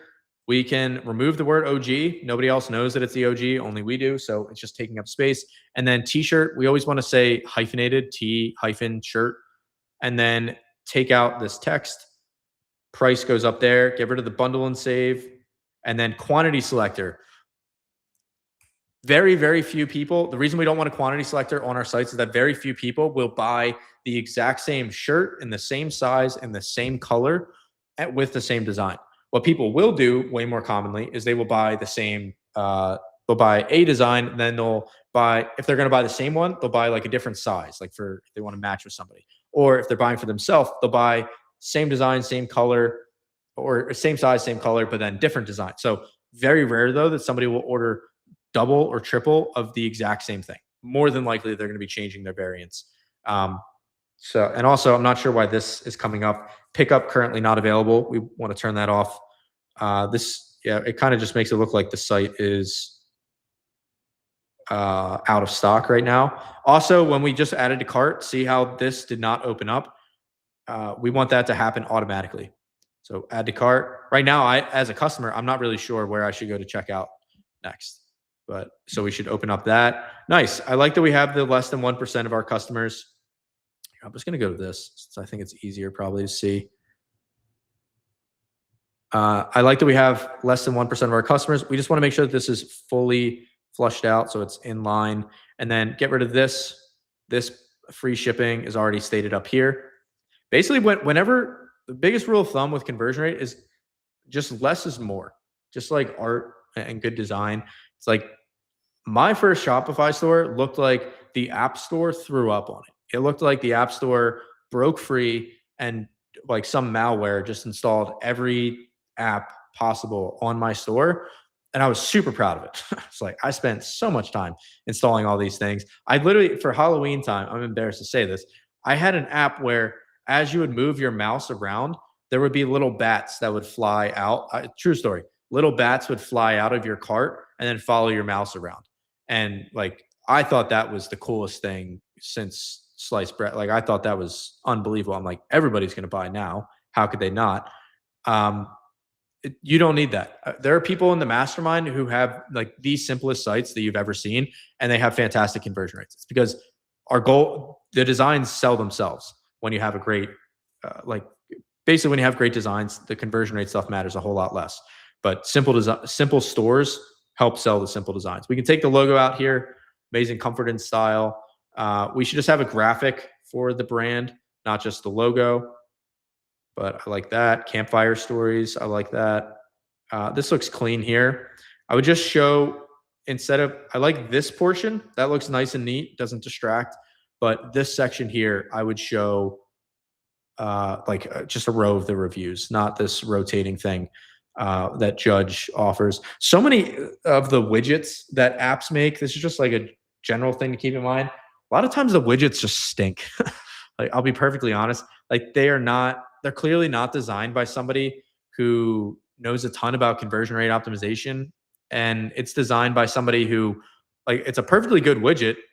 Like, it does what they intend. But when it comes to optimizing, getting people to go from looking at your product to checkout, it's more detrimental than anything. So just keep that in the back of your mind, that just because an app has a widget, you do not need to trust by default that it is in the best interest of your store to have that installed.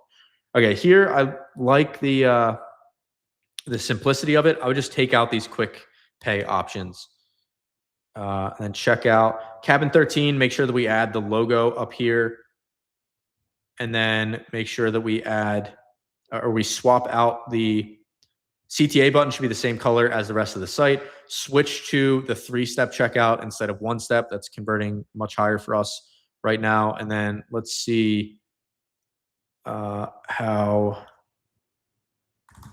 our shipping settings are looking. $4.95. Nice. Okay. Tracking number provided. I like that. That is a nice touch. I would make it shipping and handling, but I like saying track. That's the first store that I've seen do that. And then obviously the proper logo up there. All right. And then in terms of rounding back to the designs, we're seeing this kind of style with more like rustic, or not rustic, like more distressed texture performing really well. Less of like these like super artsy. Whoa. Oh, and then also make sure that this limited time 15%, I'm talking down here in the corner, make sure that that little preview thing is turned off if you have this on your site because it just blocks the most important real estate, which is right at the bottom as somebody is scrolling. So fantastic job on the store. I would lean into more like stuff like this is good. Uh, I'm looking at this Bigfoot one. I like these styles, but I would do less of like the kind of the sticker style on the shirt and more of like the faded, like lots of negative space type designs. And yeah, like this is good. And somebody mentioned on the last live stream, it seems that I like that kind of design. I'll be the first person to say I don't have good taste, like design taste, or I can't draw to save my life. What I have done a ton of is like I've looked at thousands of stores at this point and looked at I don't even know how many designs, and the pattern recognition has built up enough over the time that the designs that work the best for branded print on demand stores specifically, meaning they are just stores that are sending traffic from paid ads. They are the ones that evoke some kind of emotion in the customer, either funny, nostalgia, like this is so me. And it's simple designs that perform the best by and large. Not to say that we don't have designs that are more complicated and have sold well. Not saying that at all. I'm saying that if I could design just 10 designs for the rest of my life and they had to carry me the distance for every brand that I'm going to run and, into the sunset, those 10 designs would be extremely funny, extremely well researched, funny designs that are so simple because I poured over at them again and again, asking the question of like, what can I take out of this? And how does this look when printed on a shirt? Not just like generically, like as a design. Oh, I'm glad we saw this. And also turn off the infinite scroll. It's another good tip. All right. Awesome. Well done. Thank you for uh, gone no finish line for submitting our first live store review. The other ones have been submitted in advance. We're gonna do a couple more. We're gonna fly through these. You guys want to see some rapid fire? Let's do it. Need more fun.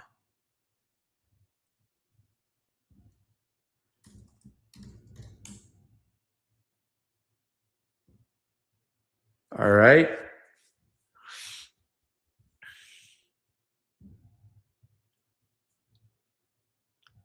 Let's do it. Shop all. All right, 36.99. We must be doing comfort colors. If we are, yes, we are. Comfort colors. I would 36.99 can work if conversion rate, if add to cart rate is a issue. I would experiment with 34.99, but it would not be the first thing that I would do. Okay, free shipping on orders 85 plus. Let's do it. Okay, sourdough shirts. First, let's get a feel for the collection. Let's turn this off. Turn off the email pop up or the email submission. Okay, I like we have a wide variety. And as we're scrolling through, put yourself in the mind of somebody who just clicked off of and I'm like the furthest thing from this niche, just for just for the record. Like I cook through DoorDash. But uh just put yourself in the mindset of somebody who just saw an ad. Maybe they saw bread before small talk. They clicked and now they came to the site and they're just scrolling. What is going through their mind? Are they interested? Are they intrigued? Are they finding other things that they think are interesting enough to continue scrolling? And if so, what are those things? And if not, why? And if you feel like your eyes are just glazing over and they can't really fall anywhere, then take a mental note of that. Like something that I notice is as I'm scrolling down and I see like some designs really stand out. Like this one feeling crusty that popped out of me for some reason. But then I come to a design like this, like wild ferment, and my eyes just kind of there's just a lot going on. And this is where one design like that can really shift like a scrolling behavior of a customer. So that's why like every design that we put on our site really matters. And even if you don't take it off the site, you want to make sure that you're sorting it properly. So I'm going to go back to the front page. So this is where most people are going to be landing. And then sort by bestseller, sourdough meemaw, baked with love, and a few cuss words, stages of a sourdough baker. The bread father. Okay, Krabby Baker, Bread Witch, and another one that I'm not going to say. What do you guys think so far? What are your thoughts on the designs? What I like is that there's a wide variety. We tested everything from uh like this is a scale earlier today as I was talking about, like I like blank and maybe three people, like those infinitely scalable designs that work in pretty much any niche. This definition style is one that works in pretty much any niche. Hold on, partner, I'm overhydrated. All right, we went a little bit more aggressive on some of them.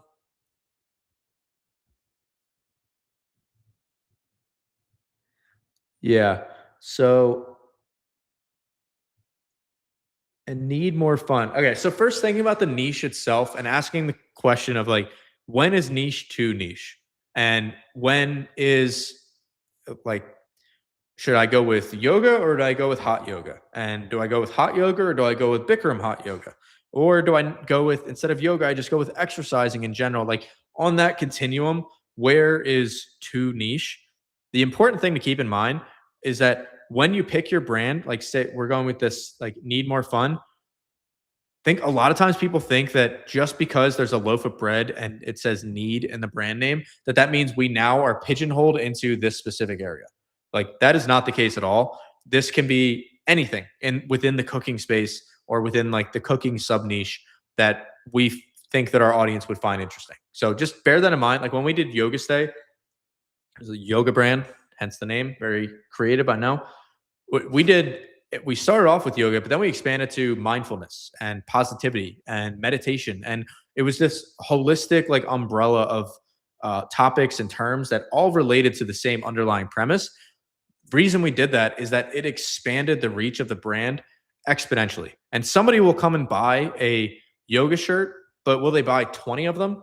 Maybe, most likely not. But that same person will buy a yoga shirt and they'll buy like a mindset or a positivity shirt, but they won't buy like just 100 of the same exact thing. So, point being, in terms of this niche, I would, one, when we're brainstorming the next round of designs, it doesn't look like it's just all uh bread and like baking related, but it seems like that is a lot of it. So I would first relax the definition of basically the scope of the collection that we're working on. So I would broaden it to more like just cooking, foodie style, and just I'm not saying that's going to become your brand overnight. Now you are a cooking brand, but just expanding in that direction.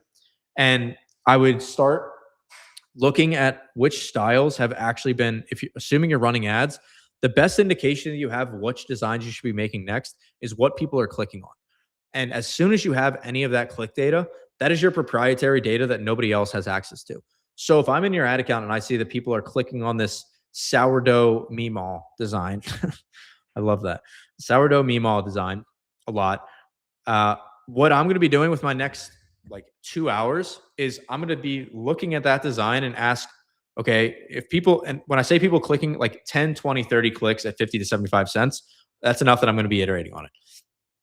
Now, looking at this, what is it about the design that people are clicking on?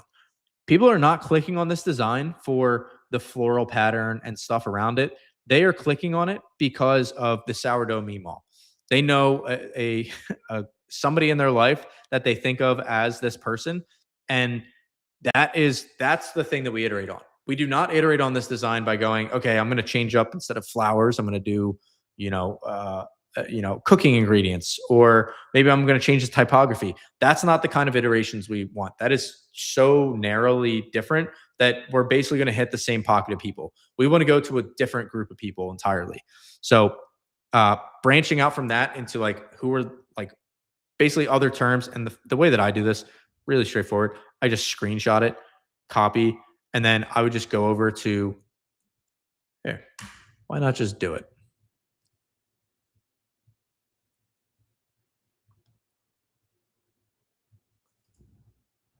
All right.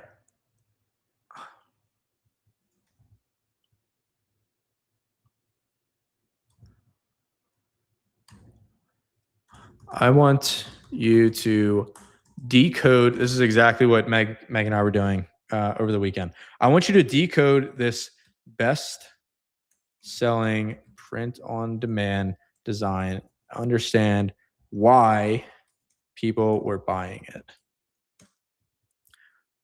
Once you understand the underlying concept slash mechanism driving the buyer behavior, this is way wordier than you need to be. Buyer behavior, I then want you to brainstorm 20 new concepts within the cooking slash baking niche. You send that off, and then you basically just go down the list. Say this one,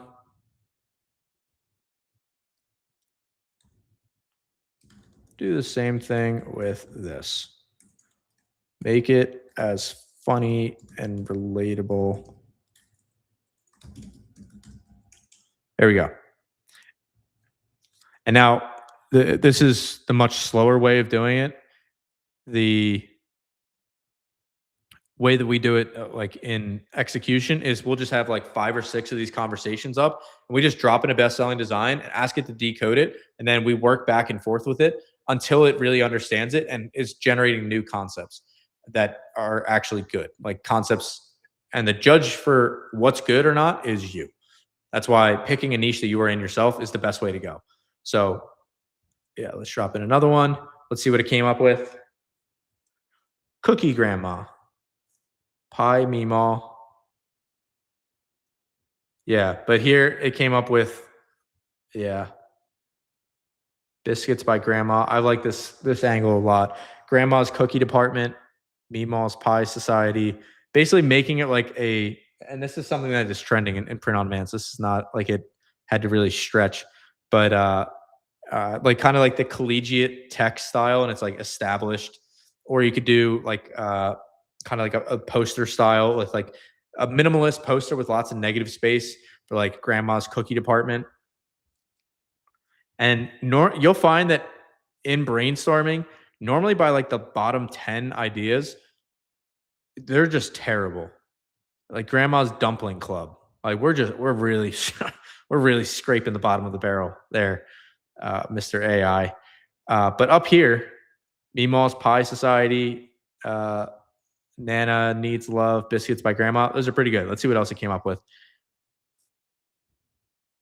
Yeah, so here, this is why when it's iterating on the designs and understanding it well, it actually understands the mechanism. It's like why baked with love and a few cuss words works. It's like the joke has a very clean structure. It's very simplistic, and then it has a abrupt personality twist. So this, if you take one thing away from this, aside from the theme of like congruency, it's the proper way to iterate is this right here. Take a mental snapshot of this in your brain, that iterating on this is not change the typography or change, instead of a loaf of bread, I'm going to make it pizza or any of that. What is working here and where we want to expand the collection into is we want things that are wholesome expectations within the baking or the baking or cooking niche, but then has an abrupt personality twist that is ideally very relatable, that when they hear the twist, they're like, oh my gosh, that is so me. I totally cuss when I'm making bread. Like, there's no way I'm getting out of the kitchen without that happening. Like that is the reaction we're looking for. But it's the abrupt twist. That's the proper analysis of this that then leads to totally different, very unique and creative like ideate, like brainstorming sessions off of that design. When you look at it just on the surface and go, okay, how do I iterate on this? It's like, okay, instead of bread, you get what I'm like. It need iterate on the underlying emotional concept that people feel, and that's where you really like strike a chord with them. I'm caring, I'm funny, I'm slightly chaotic. I don't take myself too seriously. This is what the shirt is communicating. Let's see what it came up with. Made from scratch because apparently I hate myself. That's fun. That is funny. Baking is my therapy. My therapist is concerned. I bake, therefore I swear. That would be a funny one with like obviously it's based on like I think, therefore I am. If you added that, uh You could do like the thinker statue, like the guy who's going like that, then have like bread, like food involved somewhere, like having like eating a loaf of bread or something. All right, let's see what else I came up with. And again, let's see. Let's go to the bottom. The kitchen runs on butter, caffeine, and creative profanity. One more batch. Underneath, she lied to herself. I cook with wine. So yeah, they just get weird at the bottom. I came, I saw, I overmixed. Yeah, just very generic. It's like it basically just took a popular quote and then just swapped out like a generic like cooking term. So anyway, that aside, the first 5 to 10 ideas are really solid. That is the direction. Like when looking at a brand, normally the biggest opportunity is in iterating off the designs the proper way, off of your proprietary data, what people are clicking on that only you are able to see. And then at the same time, making sure that you're injecting like new designs so that you don't end up like in an echo chamber of like just the stuff that you're putting out. You want to make sure you got some new coming in. Oh, this looks really nice. Yeah, I would take off this is one of the cleanest sites that we've seen. Um, Honestly, the only thing I would simplify the logo a little bit. I think, and I don't normally, the logo barely matters at all, but I would like to see it simplified down to like a more monocolor style design. And yeah, but other than that, it's really clean because the add to cart button is above the fold. It's green, so it really stands out. These icons, even though they have colors, they're minimalist enough that it doesn't really distract you. I would make sure watch your titles, make sure that they're short, 2 to 3 words, and you can do that with bulk product editor really easily. Okay, now let's check the last step.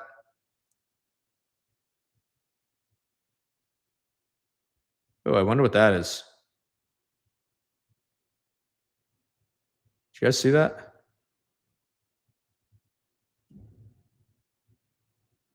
See how it says null something? I'm not sure what that is, but I would definitely check that out.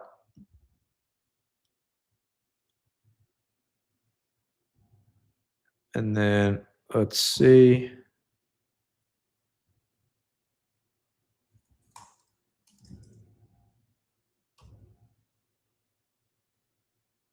Yeah, shipping and handling. I would just lower it down to $4.87 so that it doesn't sound like a perfectly like round number.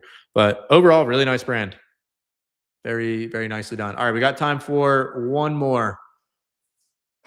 What do you guys think? You guys been enjoying this so far? Getting good stuff out of it? Really love the brands today. Nice job all around. We got a question here. Any suggestions on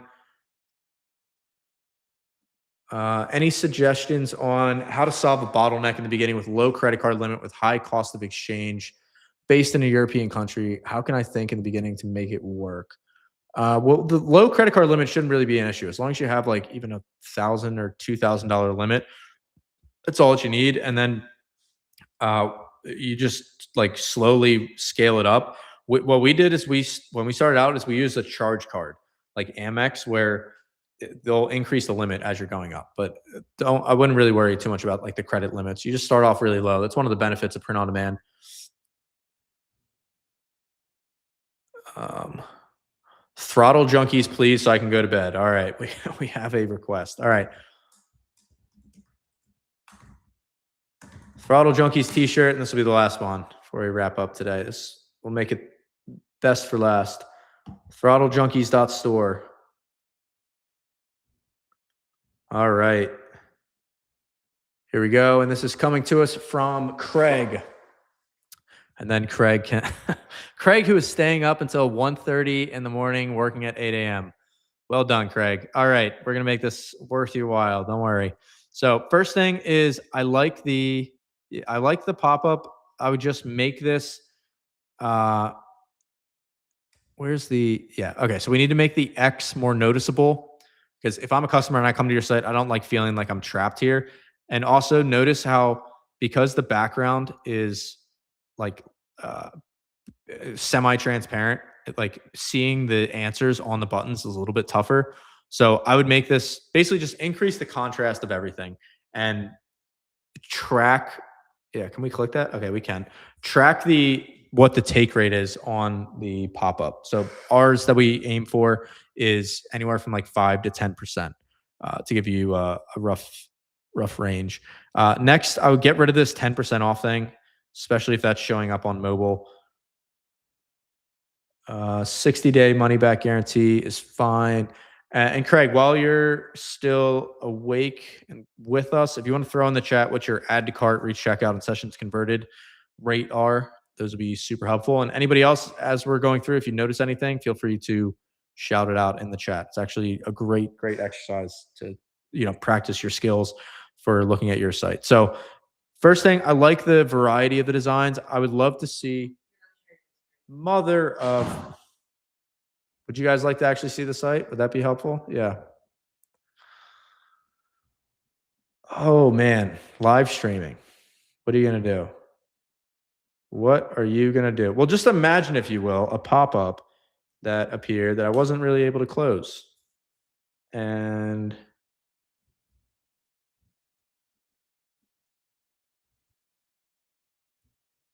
okay, pop-up's not coming back up, but Craig, you've seen your pop-up. Everybody else can see it on your site. Fix the pop-up. All right. Now, let's go to bestsellers.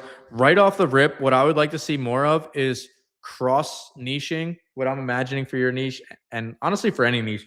Anytime you feel like your niche is like very specific, broaden it out by cross niching. And cross niching by looking at like what are trending characters or styles in print on demand. Like Bigfoot has always been very popular for whatever reason or obvious reasons. So that kind of thing, like basically take Bigfoot or coffee or music or yoga, and then see if there's a way that you can mix that in with your niche, just so that you can branch out from like only.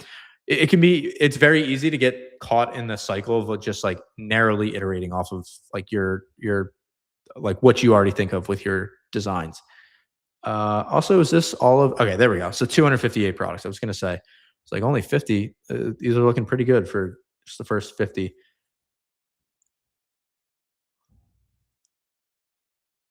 Okay, so we see some of the. All right, we hit. I'm not gonna scroll. Quick note on the slightly suggestive designs. If you ever notice getting, and not just, this does not just go for Craig, this is anybody. And also, as a side note, everybody can just take the 250 designs and just jam them at the very bottom of your collection if they're still, unless if they are still selling right now. But pretty much as soon as a season ends, you guys notice how the retail stores, how fast they are to swap out all of the aisles that were Halloween stuff is now all of a sudden Thanksgiving stuff, like pretty much immediately. And once Thanksgiving is over, it's immediately like all the holiday stuff. The reason for that is that they know that sales for that entire section drops to basically zero the day it has passed. So for like and most print on demand sellers had a lot of 250 designs that were doing well, completely take them out. They're no longer going to sell, even though they were best sellers at one point. So we can immediately clean up the collection with a lot of that stuff. What I was saying about the suggestive designs is if you ever notice that you are getting a lot of clicks on a design, but it is not converting to sales, ask the question, same question, but with a very different intention. Is there any reason that this person, like, is there possibly an ulterior motive that this person is clicking on this design? Basically, like we had somebody in the accelerator from like a year or two ago that they were getting like 10-cent clicks. And we were like, God, your designs must be incredible. But nobody was buying. Like, okay, you're purchase optimized. He followed every setup perfectly. Turns out in the design, he was in like the video game niche. And there was a video game character that was like just a normal thing to him. There wasn't any intention behind it, but it was like slightly provocative, how video games are to capture people's attention and such. People were clicking on that design, expecting a totally different site. I don't need to elaborate on it anymore. So if you ever notice, like, and not just for provocative stuff, just in general, be curious. Ask the question, why are people clicking on this? And until you can come up with a good answer, keep asking the question. But going back to the first page of these designs, yeah, so this 250, the American flag stuff, we can just move that straight down. The stuff that I'm really liking is these kind of minimalist designs, the crossover. I would like this if it didn't look like I just noticed what's in that design too. If it didn't look like a sticker? Uh, all right, gotta gotta be careful what you zoom in on. All right, got it. Yeah, this kind of design is just too much going on in terms of the colors and the gradients. I would simplify it instead. All right, there's definitely a theme going on with these designs. I'm just gonna go to a product page and be safe. There we go. Okay. Yeah, get the 10% thing out of here. See how that is that even covering up the no, it's not perfect. Often bought together. Okay, I would simplify this section. Yeah, this is looking really good. I can tell you've been implementing from the live streams or you've been working on the site because this looks super clean. The one additional line that I would add that has done wonders for us, you've probably seen it on the other ones. I think we had it on this one. No, we didn't. Less than 1% of our customers use our money back guarantee. That one line increase the add to cart rate. Uh, Premium comfort and style. It's good. Recommend it. Yeah. And then I would just turn on reviews and put them at the bottom unless you don't have any reviews yet, in which case, obviously, I would leave it off. But I would lean in heavily to one, basically anything that has a throttle, not just dirt bikes, but I would branch out even more than that. And also not be afraid to do typography only designs. Like I like my bike and maybe three people. Born to ride, too old to quit. Nice. Yeah, these kind of designs are good. All right, now let's see. Check. Nice. Same logo. That's good. Okay, we got the same CTA button. I would do the 3-step checkout rather than the 1-step. Hopefully, as we're going through these, my main goal with doing this is that you guys start to build up the pattern recognition, as I'm sure you guys already are, of yeah, shipping and handling. Nice. I would just make it 487 instead of 495. But you start to build up the pattern recognition. Like it's the same stuff across the board. And also, obviously, these are all t-shirt sites, but the same thing applies. It obviously vary like what you say if you're selling like cold plunges, but the same principles apply. Like if I'm trying to sell a $2,000 or $5,000 cold plunge, I'm still going to make sure I have all of my CTA buttons color isolated from start to finish. I'm going to make sure that the most important stuff is above the fold. I'm going to make sure that it's as simplified as possible. Oh, here, speaking of simplicity, make free shipping $75 plus and make it an auto discount. Don't make them use a discount code. And then that simplifies that up there. But it's the same stuff across the board. Now, if it was a cold plunge site, we would not be obviously showing all these recommended products. You would instead have cross sells. You would have, the cleaning kit. You would have the, extension for the tube, whatever it is, whatever cross sell products. But the goal there would be how much can we increase our average order value while still keeping our conversion rate high. It's the same three numbers, no matter what the business is. Literally, it's how much does it cost us to get somebody to the site? How many of those people actually buy? And then when they buy, how much are they spending? It's like those are the three numbers that if you know how to dial those in, you can run any e-commerce business like anywhere. It's not just t-shirt specific. T-shirts are just a fantastic medium for learning that. Like how to basically, it's like very low stakes way of like honing those skills.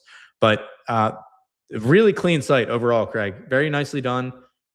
I would stay away from like move the 250 stuff down. These are the quick hit things that are going to drive up performance. Move 250 down.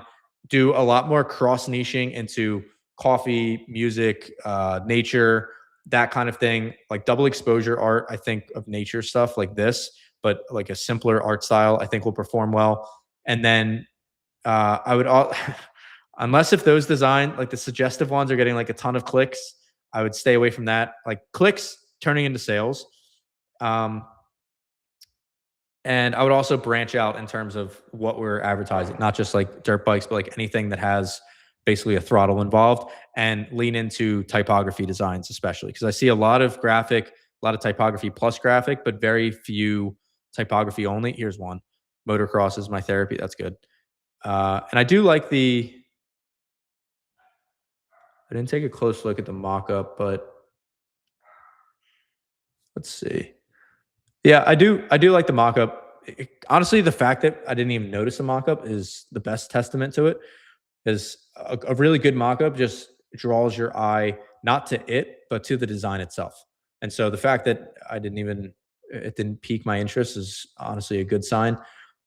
But the reason I like it is that it's touching the edges, so there's not too much extra space, and also there's no yeah, this is like textbook. There's not a ton of objects or any objects up here. There's just objects down here, which really catches the person's eye as they're scrolling. There's really nice shadows here behind the shirt, so it looks like Craig like pulled the shirt out in the dirt, dropped the boot and like a gas oil tank, and took a picture of it. That's what we're aiming for. And finally, there's really good contrast. This is what turns it takes a mock-up from just being a picture to something that is a conversion engine for your business. Is how good of a job does it do at taking our eyes from here, which I'm just highlighting white space, just a white area because that's what's all around it on Meta, to from there to this. So how big of a contrast is it from that to that? Pretty large in this case. And then from this to this, pretty large contrast again. And then finally, like when it's a good design, the design is the first thing that your eyes fall to when you're looking at the shirt. So the job of the mock-up though is to make this 1, 2, 3 and end up here as easy as possible. A bad mock-up makes our eyes like bounce all around, and it just absolutely tanks conversion rate. That's why we start with the mock-up before anything else. So we make sure that we dial it and get it right. And then somebody said I'd edit out the Monsters logo. I didn't see that, but yeah, if there's a logo for like, I'm assuming you mean Monster Energy drink. Yeah, any logos or like NCAA was on somebody's store earlier. We want to get all that stuff out of there. But awesome job, Craig. Really nice brand overall. And shout out to everybody who shared their store today. Going forward, and thank you guys for being here and for all the questions in the chat. This has been a ton of fun.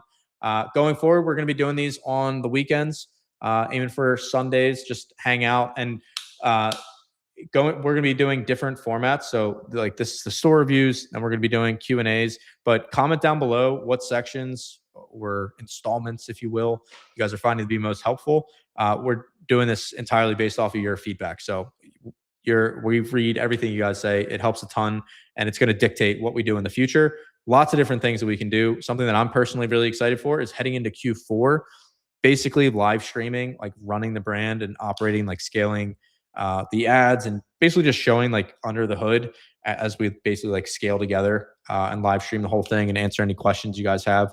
But the reason I'm doing all this is that when I was getting started, the most valuable advice or content that I ever came across was actually like the most organic, or like no frills. It was just somebody with their brand or looking at my brand and just like tearing it apart. Not that this has been tearing it apart to build it up as much as possible. And not like, how good was the hook, or like, did they get me to watch?